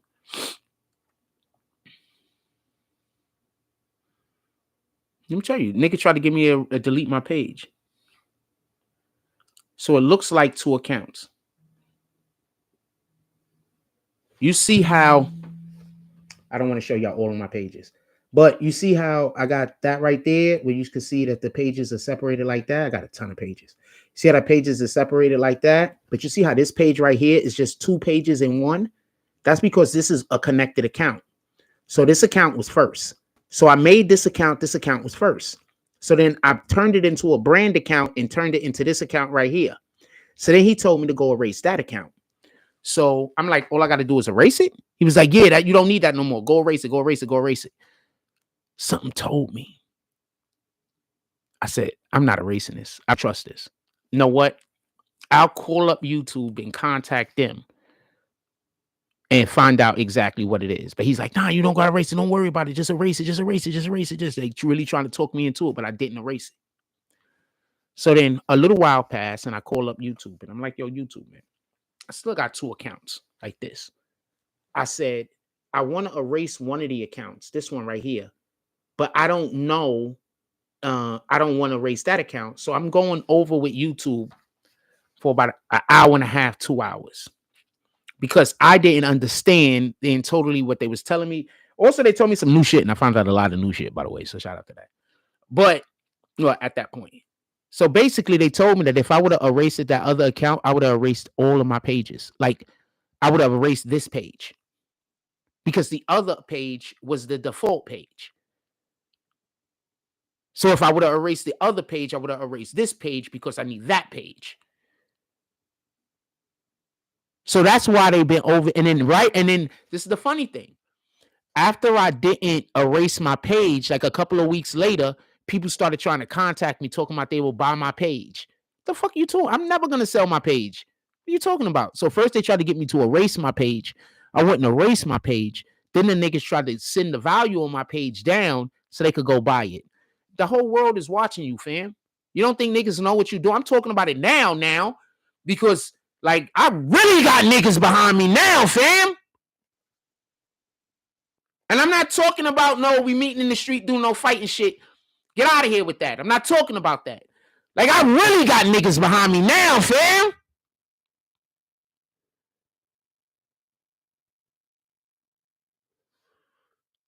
I'm not talking about violence. You fucked up. You should have just let me make us win, but you just couldn't do it because I would have, because you would have had to admit that I was the linchpin to make the thing happen. It wasn't enough credit to go around for you because there was nothing you can do because you can't do anything. So instead of making yourself fucking valuable or just sitting out of the way and being happy with what you fucking had, you decided to do all of these things that fucked up what we was doing because you didn't have vision. You fucked up my vision for us. I'm going to tell you something. So, you know, the dude that introduced us together, the first thing he told me about you is that you was an extortionist. And the second thing he told me was that if it don't work out with us, he was going to try to destroy my page. That's one of the main reasons why I never hit that delete button when you told me to delete the page. That's the first thing he told me about you. The first thing.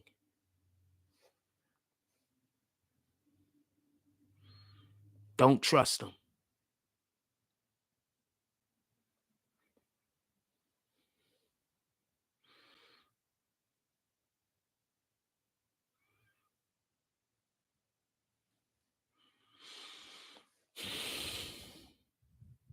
You niggas stay in the hood because every time somebody like me come around with a plan to get niggas out the hood, y'all can't be the captain of the boat, so you sink it. You just sink the boat because you can't be the captain. But you're not gonna have none of the.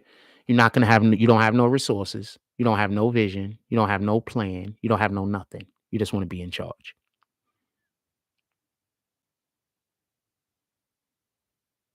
Your problem is you thought I wanted to have like a street gang YouTube page, even though I told you I didn't want to. Even though I told you I'll cover your shit. But that's not what I'm into. That's what you wanted. You thought I wanted to be like Takashi, being able to be out here talking about, yo, fuck them niggas. Let's go fuck them niggas. You thought I was fake nigga like that. No, nigga, it's always been about let's just work and make the money. But you can't understand that concept because you just a jail nigga. So you couldn't even allow me to help you. Anything y'all want to talk about? If not, I'm going to get up out of here. I didn't even tell y'all to do no drops today because we didn't really do no real business. Like, we didn't really talk about too much topics or nothing like that. I didn't really feel like it today. So that's why I didn't say nothing about donations. I don't think I did good enough today to talk about donations. On the day that I do a lot better, I'll talk about them. But on today, I don't think I did well enough to talk about it.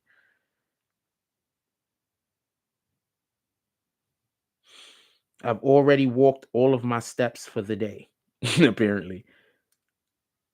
Yeah, I don't think I did. I didn't do good enough today. I wasn't even talking about the topic half of the time. I was off on no shit. Not this. I didn't do good. This is one of those days that if I would have actually got a drop, I would have been like, I could tell you just fuck with me. I didn't do nothing worth actually getting any donations today. You just fuck with me. So, like, if somebody would have did a drop, I would have felt like it like that because I didn't really do much today. We just in here bullshitting. This would have been a good day if I would have had a girlfriend to sit here and just talk about shit and bullshit about stuff. If I do start dating somebody, they're not going to be in every show with me, but I would like to have a show where we just just talk about shit, and a dating show also where we go out on dates. I would like that also. Sooner or later, I'm going to get a team together. And then all of the people that could have been a part of the team that weren't, I don't got nothing on the Young Thug trial. I haven't even looked at it. I'm going to be honest with you. I haven't even looked at the Young Thug trial. I expect a mistrial at some point, or I expect whatever the verdict be to not work out. I expect something to happen. I haven't really been ever recovering it. It's just they got too much going on over there. It's just it's too dirty right now. Like, they got so much stuff going on over there. I don't even know what to report on, fam. I need to be in that courtroom. That's a courtroom I need to be in. I don't know. It's just the judge seems like he's a terrible judge. And I just can't tell how good the judge is based on what's coming across the television. I need to be in the courtroom. The judge just looks like he's a terrible judge, man. In all honesty. But he might not be a terrible judge because I don't know what's happening when they, in court, like, when they turning the mics off, when they running like, there's a lot of shit that goes on in court that y'all don't see when we're just watching on television. You want a lot. The majority of the meat and potatoes go on when the jury ain't even in the damn courtroom sometimes. So we're not even getting a lot of that information. They like the mic is dead and shit. And also, just to be able to feel the energy before the day start is a big deal. After the day start is a big deal. Just being able to feel the energy in the room. Like, it's different when you're in the room. You understand what I'm saying? So looking at the Young Thug trial right now, it looks so dirty in there. It just looks dirty. It just looks like you already expect for the defendant attorney to be saying all types of weird shit to get their guys off. But for the damn prosecutors to be on the type of BS that they're on, like, it looks like the judge has no control over the courtroom. And it looks kind of like the judge is being biased, but he might not be. And he might have control over the courtroom. I don't know. I'm not in the courtroom. So I don't know what to tell you about the Young Thug trial right now. It looks murky, fam. It looks murky. I don't know. What do you think about it? Put it in chat. What do y'all think about the Young Thug trial? It looks murky, fam. It looks murky. I don't know what to tell you. Looks murky.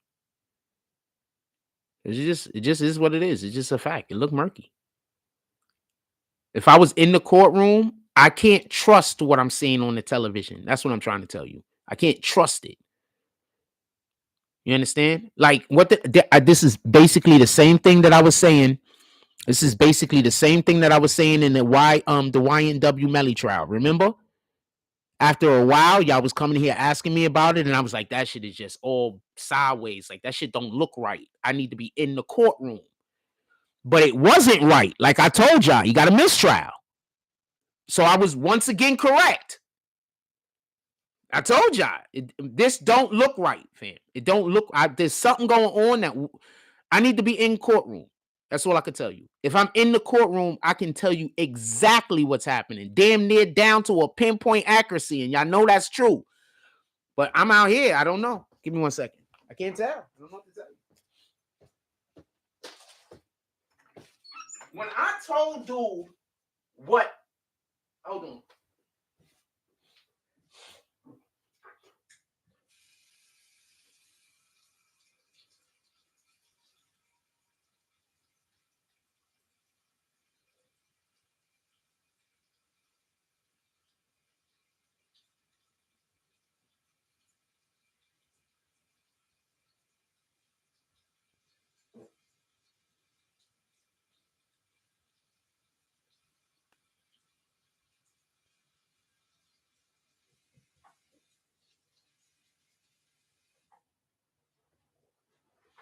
I literally told Trife Gangster which charges Taxstone was going to be found guilty of in the moments leading up to the verdict being read.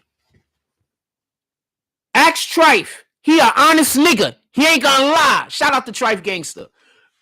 I meet more bloods like that. He an honest nigga. He a straight street nigga, the nigga ready to get busy, all that. He ain't taking no bullshit from you and he on that time. But he an honest nigga. Ask him. He'll tell you. Right before the Taxstone verdict came, while we was waiting in the hallway, I told him exactly which charges that Taxstone was going to be found guilty of, and I was correct on 100% of what I thought. I told him, ask him. Anyone. If you fuck with me, ask him. If you don't fuck with me, ask him. Anyone. Pull up the Trife Gangster and ask him. He'll tell you. I was in that courtroom. I saw what was happening. I could see the jury. I could see the judge. I could see the lawyers. I told him every single count. I got it right. Ask him. It was me, him, I think his uncle, and his homie. And we was sitting there and we was debating. And it was a dope-ass debate. And everything he was saying was true. He wasn't saying nothing that was wrong. He was citing case evidence and everything. He was citing what happens. Like he knew what he was talking about. That's one of the best debates I've ever had in my life. I was debating somebody that knew what they were talking about. Almost any other instance, they would have been right. But I had a position that was contrary to theirs. We were both able to debate our positions eloquently. And at the end of the day, I was right for the long shot. That's one of the greatest debates I've ever been a part of. Shout out to Trife Gangster. I enjoyed talking to that motherfucker that day. I enjoy talking to Trife anyway. He's always cool as shit. And he don't take nothing personal too tough. Like, he's just a real nigga. I don't know. I'm my part using the N-word. He's just a real nigga. I don't know what to tell you. I wish I would have been working with him instead of the motherfucker I was working with. Because if so, I'd be a millionaire right now. Because I had me and homeboy set up for victory. We was at the damn finish line, and then these assholes flagged my channel, and we couldn't do the damn wokecast no more. We was at the finish line, fam. As soon as I got the okay, because it was my connect to do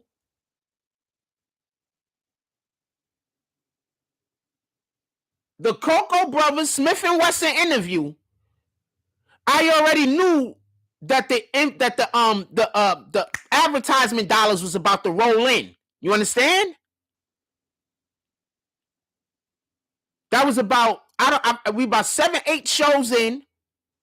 All of our shows were good and informative. They were already looking at us. I already had people speaking. 500 here, 1,000 here. That interview right there was going to put us up there where now we could go talk to a company and get real money and pull in the bullshit money. You went and got our channel flagged. You went and got the place that was getting you all of the visibility flagged. Our videos was doing 10K, 20K videos. And you got our channel flagged. I'm going to say that again. Our videos was doing 10, 20K. Easy. I think we got at least one that went to 50K. And then you flagged the channel.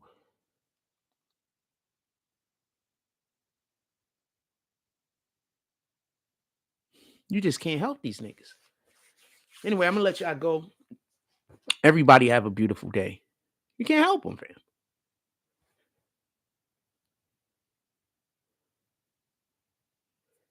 I don't know what, you know, I did multiple different shows, right?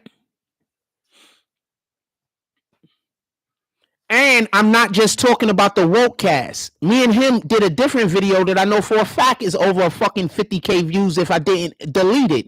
And that's when I was outside hanging out with the fucking Bloods that night in Flatbush. And that's basically the content that all of these niggas create now. They just scared to go outside, so they do it in their crib. You know, when Casanet, when he invite those niggas over to his crib, that's the content that they're creating, fam. If I'm gonna see if that video, I don't know if that video is up no more. That was the video that we did the night before we did the interview with me. We went outside, was hanging out that night. That video was over 50K.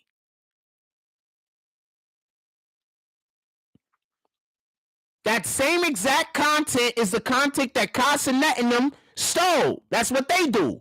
Now, this is not me hating. But if you see that content and you see the energy that we had, you know that that's a fact. The difference is I was outside in the street creating that content. Them niggas won't leave the crib. That's the difference.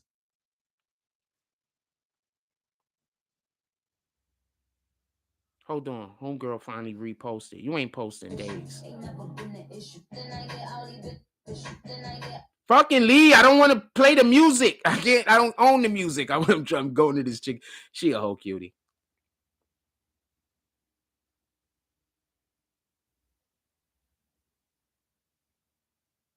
She wrote, the ugly basic bitches got to sit this album out. Why y'all so mean to each other? Hold on. I don't know the name of that video. I was going to pull the video up. I don't know the name of the video. Hold on. Let me see something real quick. Content. I'm going to put Flatbush. I was on Flatbush. Let's see how many Flatbush videos there is. Okay, so you said not 50K, right? It's this video that I was just telling you about, and it's 55K. Sometimes you just got to show that niggas just say whatever is the opposite that I say. You understand? That's all. They just always, the few said that too, just so we can make sure that we know who it is. 55K, fam. Just so we can be clear. You see it, right?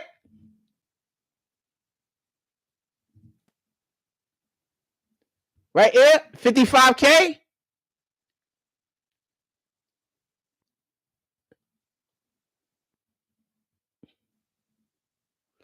The few said the wokecast wasn't up to over 50K. And then he said, nah, I said it was over 50K.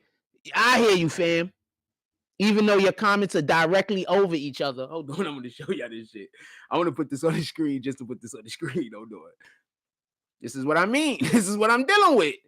People, they just say the opposite of whatever I say, then they act like they didn't. Hold on, let me show y'all. Hold on, I just want to show y'all. So he said,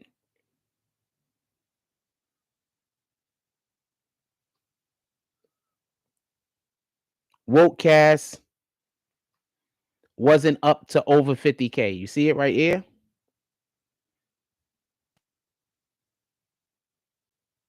Wasn't, right? And then he says, right under it, directly under it, nah, I said it was over.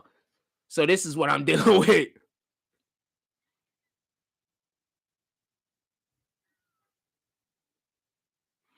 But I didn't say Wokecast, just so we could be clear. I said that he was doing videos with me that got over 50K. I was just saying that I was also talking about the Wokecast. But I didn't say that the video that was over 50K was the Wokecast. I said we was doing content that went over 50K. Now tell me where the lie at.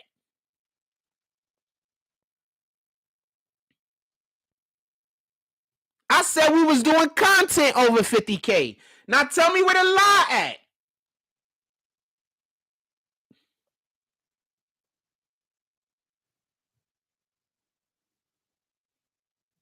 Now you gonna move the goalposts, because that's all they could do when they deal with me is move the goalposts. That's all. They don't have no choice. They gotta lie and move the goalposts. That's the only way they could deal with me. If they don't do that, then everybody know they lying or they wrong.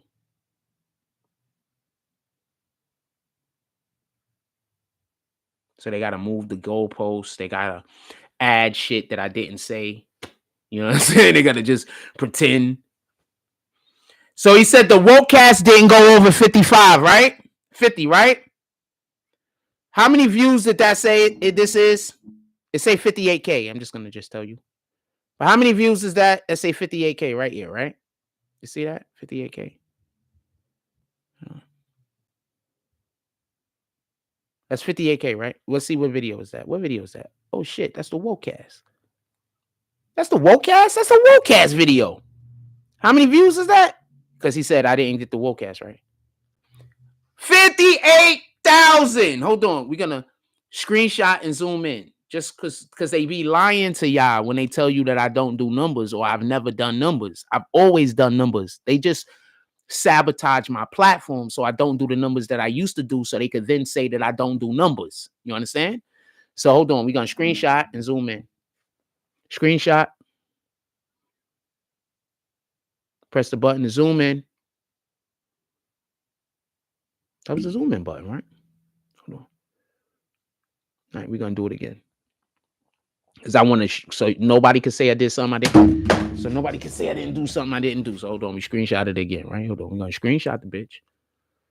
Because he said it wasn't over 50. I just want to show you. They just say the opposite of whatever I say. Stop taking these people seriously. They just lie, and then they just lie. And then as soon as I prove a lie wrong, they bring up another lie. That's it. Hold on, look. That's the Wokecast, right? I just want to show you that this guy was just lying. Hold on, screenshot. All right, so right, still on the screen, right? So we're gonna zoom in. Right now, what does that say on the zoom in?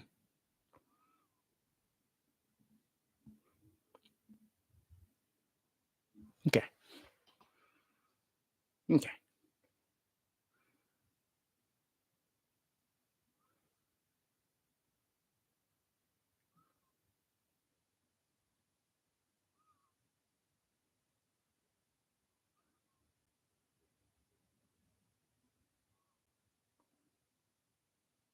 And just so we could be clear, I want you to look at a comment that's down here. One of the comments down there is, where's the video of them outside?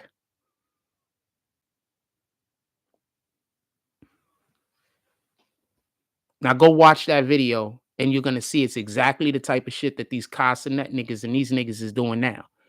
We did it first. And that's fine, not hating.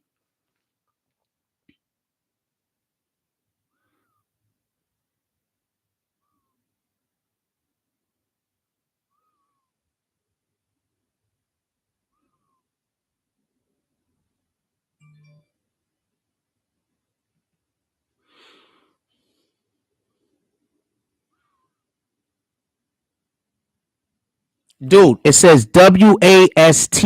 I'm going to assume you missed the N. All right, fuck it. Maybe you said over. Maybe it's just, maybe you accidentally hit the T. The T is not next to the S. So I don't know how you accidentally hit the T.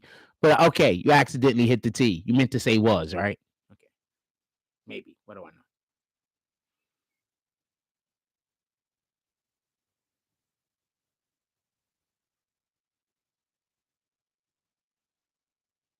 Ah, she did a live video yesterday. I would have pulled up in her live. I just didn't see it.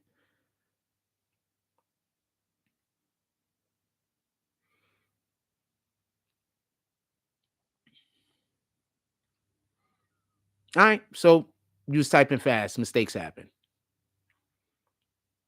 But yeah. I was busy doing numbers like that for niggas. And then niggas sabotaged us.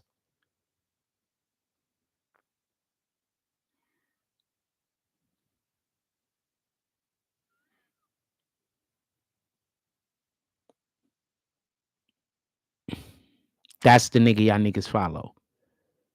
That's the nigga y'all think is the big dog. The nigga that when he was about to win his own self, he sabotaged another nigga because he couldn't drive the car. That's the nigga you follow. I just want you to know that me and you is not the same. Me and you niggas can never be the same. You follow a nigga that sabotaged his own career on purpose just because he couldn't be in charge.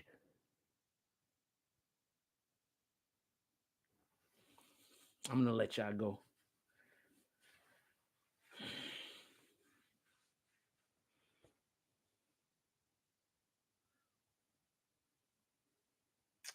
I got more blessings that's coming in today. I got a lot of blessings that's supposed to be coming in today. I got to go. And I got some business I'm supposed to be getting into. Let me see if they sent that to my Gmail yet. To my jump off yet. I'm just waiting for them to send something to my drive. I've been waiting. Let's see if they sent this shit already so I could just get this out of the way. Some work. I'm just gonna get this shit out of the way. It's gonna take me a minute, but it's gonna be beautiful. I got support. I got supporters, fam. I got people I do business with, fam. And y'all niggas be dying to come in here and let everybody know how much y'all hate me. Y'all be dying to get on the internet and let people know how much y'all hate me. I'm promising you right now, the niggas with the money is not laughing with you.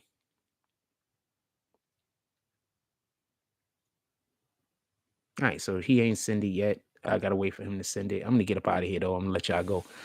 Everybody, just have a blessed day, man. It's warm outside today too. If I would have charged my phone, I would have been outside. My phone and my battery wasn't charged. That's the only reason why we ain't go outside. We went on outside today. Everybody, just have a blessed day. Go out there. I'm gonna see how we look on the thing. Everybody, just have a blessed day. Go out there, do something worth doing, fam.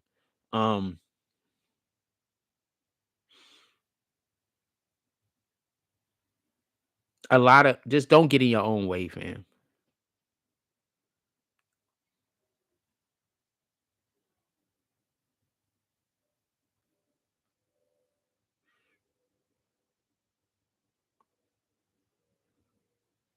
Ringo TV exposed. Why y'all have all of these things talking about you expose this person, you expose that person?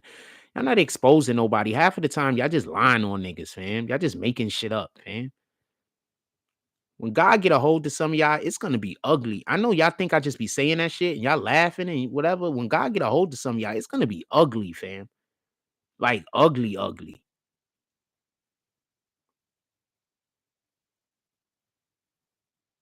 Like it's gonna be ugly, fam.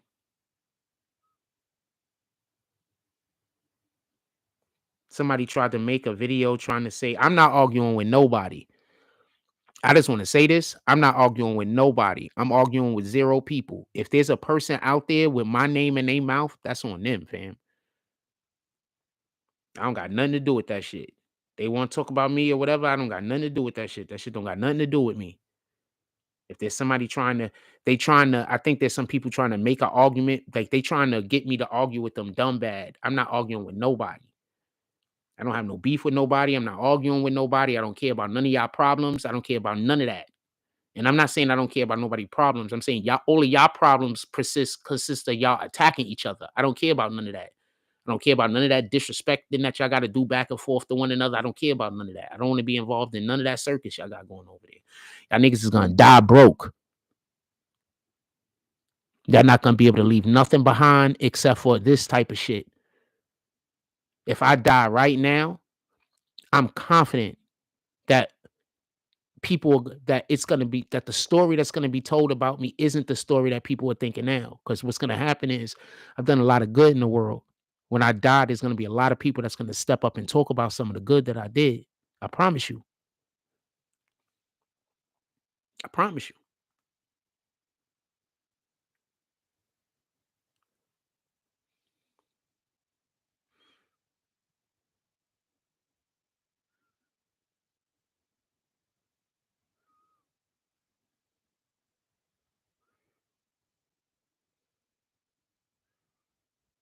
Niggas is gonna look like real lames out here talking crazy about me. All of y'all guys that got all of these videos talking crazy, you're gonna hear about a lot of shit that I did. That was just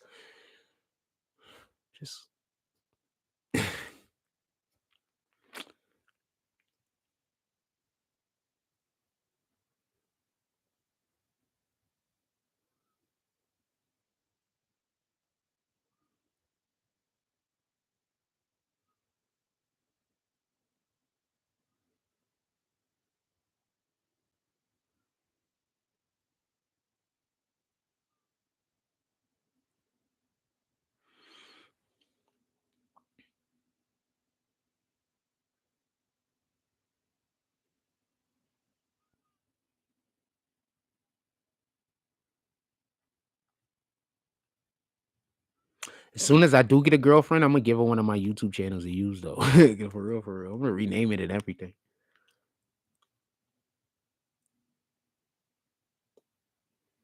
I got a page I want to give to my daughter too. Shout out to her moms. Let me text them right now. I'm thinking about them.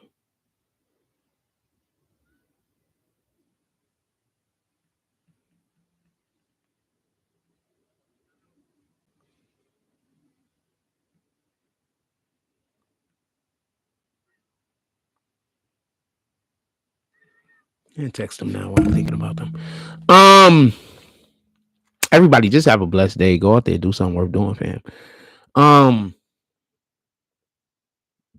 I haven't been getting back to the lives at night. I just don't want to do the live at night if I don't have the right energy. So I gotta work better to be in the right state of mind. So that's all I'm at right now. I don't think that I'll be in the right state of mind when it gets to nighttime. So I might just I was thinking about this yesterday, and I was thinking about just doing the show a little bit earlier, probably starting around like 5 or 6, and we just leave it at 5 or 6 until I could get back up to enthusiasm, because that's basically what I'm lacking. It's the enthusiasm.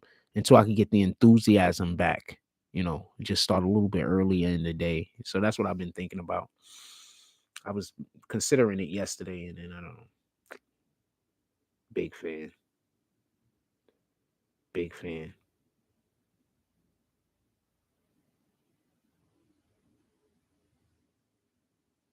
Yeah, so I was thinking about it yesterday or whatever, um but I do want to do the Tonight Show, mainly because a lot of people who I actually, love this channel, it's the Tonight Show that they need. Hold on, what's this?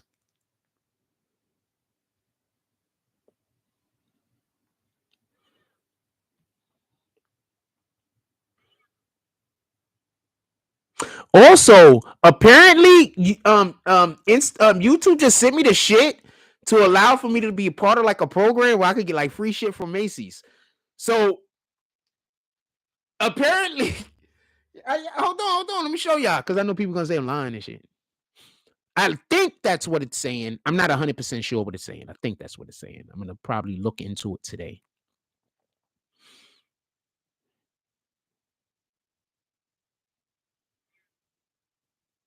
Oh, wrong. I went the wrong way.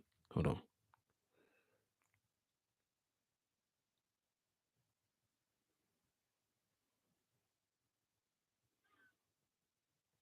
So I just got this shit 2 days ago.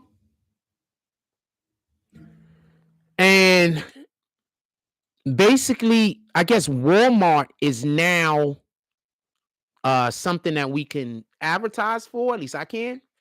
And apparently, I think I could like they send it to me, and all I gotta do is be like, I got this thing from Walmart and do a commercial for the motherfuckers.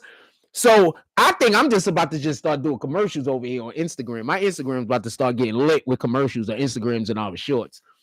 And I want to do commercials. Commercials are dope. And I was thinking about I was working on some stuff this morning. I don't want to talk about it. American Killer stuff. I was working on some American Killer stuff this morning. Mostly, get putting some shit together. Anyway, I'm gonna let y'all go. Everybody have a blessed day. Everybody have a blessed day. Don't worry. It was dope to talk to some of our sponsors this morning and to see that they're happy with the progress that we are making. If nobody else is happy with the progress that we're making, I'm happy that our sponsors are. So I'm very happy that our sponsors are happy with the progress that we're making. That's lit. If you're not happy with the progress that we're making, I don't know what to tell you. So I'm happy the sponsors are. With that being said, I love y'all. Please hold on. We still got this thing right here with this Diddy shit. Do you think that Diddy and R. Kelly are guilty of the same crimes? 39% said yes, 36% said no, 25% said just want to see the results. Just so we could be I believe, and one of the things that they said about R. Kelly is that R. Kelly was making porn for the elite, allegedly. I think that that's what Diddy was doing. And there's a couple of other guys that do the same thing. I'm not going to say, I'm not going to throw people names in the head because no people watch my platform. And I don't want to just throw somebody's name out there. And even if I'm right, it's just not fair because it's too early. But there are people, and it shouldn't be hard to tell who they are, that were trafficking, in some cases, children.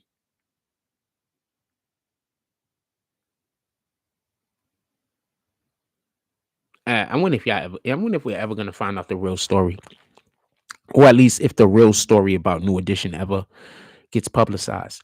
One of the things y'all gotta remember is my brother used to dance for Public Enemy in the 80s. So I've been knowing about the behind the scenes shit in hip hop since the 80s. My brother used to dance for Public Enemy.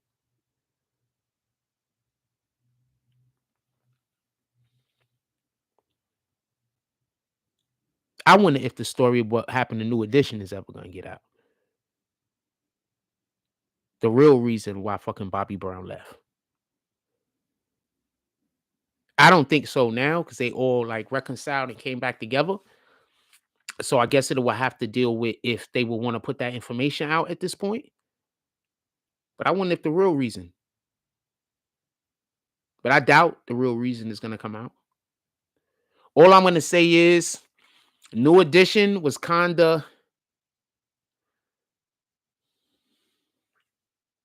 I'm going to go.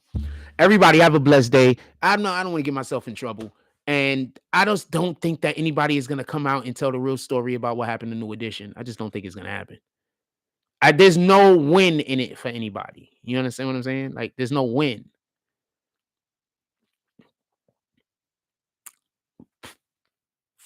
And New Edition is doing well now. So there's not even any incentive for them to come out and say anything. You understand what I'm saying? There's no incentive. They're doing well.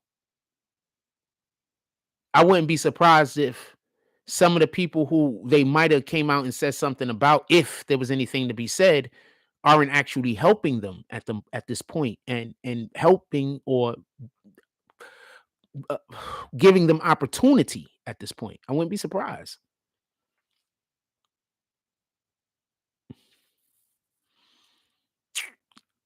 Shit, like you want to say something, but you better not. You know what? We only got 41 people in here. Who cares, right?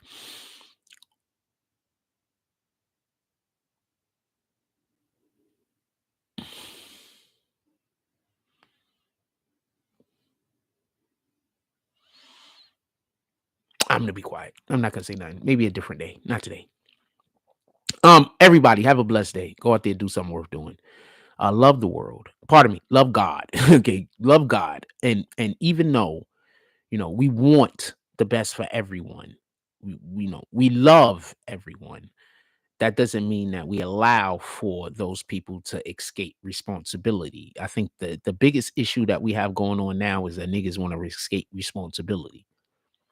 That's why you got all of these men out here acting like women. Niggas don't want to be held responsible. So whenever they do something that they should be held responsible for, they say, well, what about that guy? That sounds like how Satan handled the situation. Every time you say, yo, Satan, you doing some fucked up shit. What you doing? Satan is going to say, but what about those guys? Satan doesn't want to have accountability, so they're going to push it off on somebody else.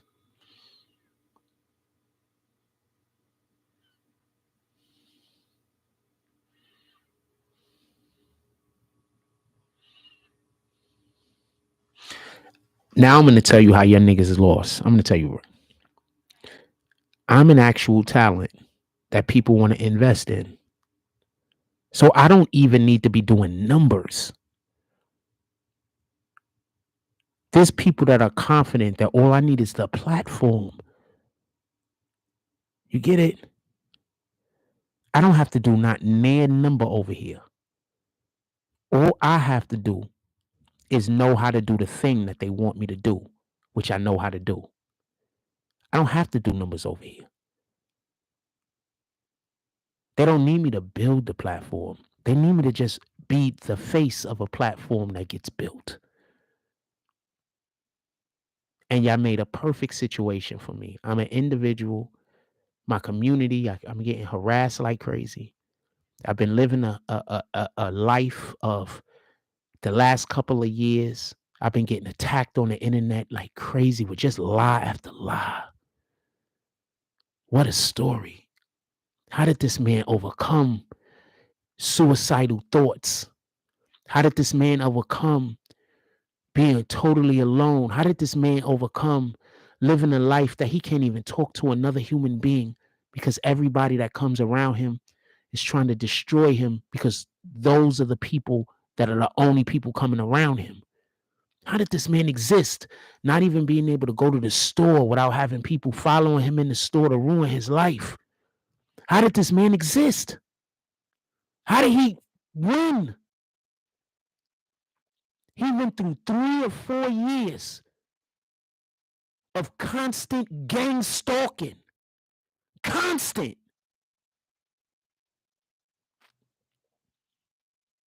Just evil people following him everywhere he go. People sacrificing their own children to Satan by having their own children do evil and throwing their own children's souls away because they hate me so much for no real reason because I didn't do anything to them. How did he overcome that?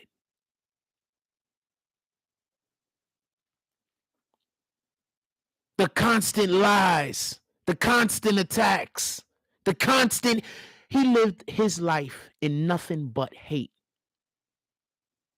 He didn't even have the opportunity to have people come around him except for the people that hated him. Because if you didn't hate him, the people that hate him won't even let you get close enough to him to be nice to him. Every time I walk out my house, the people that hate me try to come as close to me as possible. So when anybody come around me that don't hate me, they immediately jump on it. They tell that person, no, that person's a pedophile. That person, he's gay. That person killed the person. That person, I don't know, dope fiend, whatever lie they could think of. And for the people they can't lie to, they just walk up on me whenever the person get close enough to start an argument with me to make it look like I'm crazy. How did this man survive that? How did he not kill himself? How did he not kill himself having to live like that every day?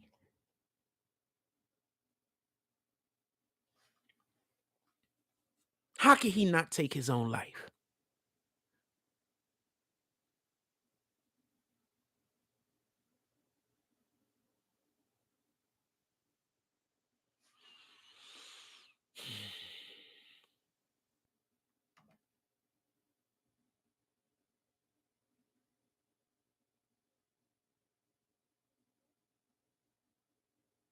I'm the underest underdog that ever underdogged, fam.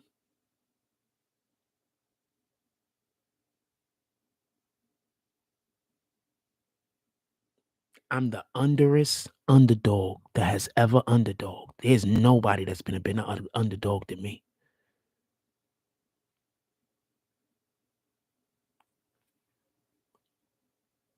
There's people that probably have been doing worse, but not having no resources, no support, no people. I had to go through like 2 or 3 years completely by myself with nothing except for our community. Shout out to you guys. I love you niggas. All I had was the community. That's it. All I had was you guys in here that pull up to the Cash App and the Super Chat and the PayPal. That's it. I didn't have anything else. I lost all of my sponsorship. I lost all of my promoters, everything. I ain't have nothing else except for you niggas. Shout out to you niggas. Clap it up for y'all own selves. And I'm talking specifically about the people that donate.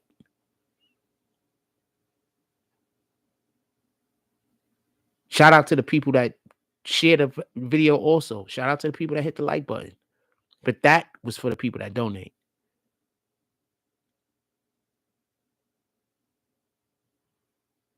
With that being said, I'm going to let y'all go. Everybody have a blessed day. No matter how hard it get, God is with us. The more energy, the higher frequency that you can resonate with God, the more they're going to come to try to move you towards Satan. I hate the fact that a lot of people are going to go to jail, go to hell, because they just had to hate me. I don't like that.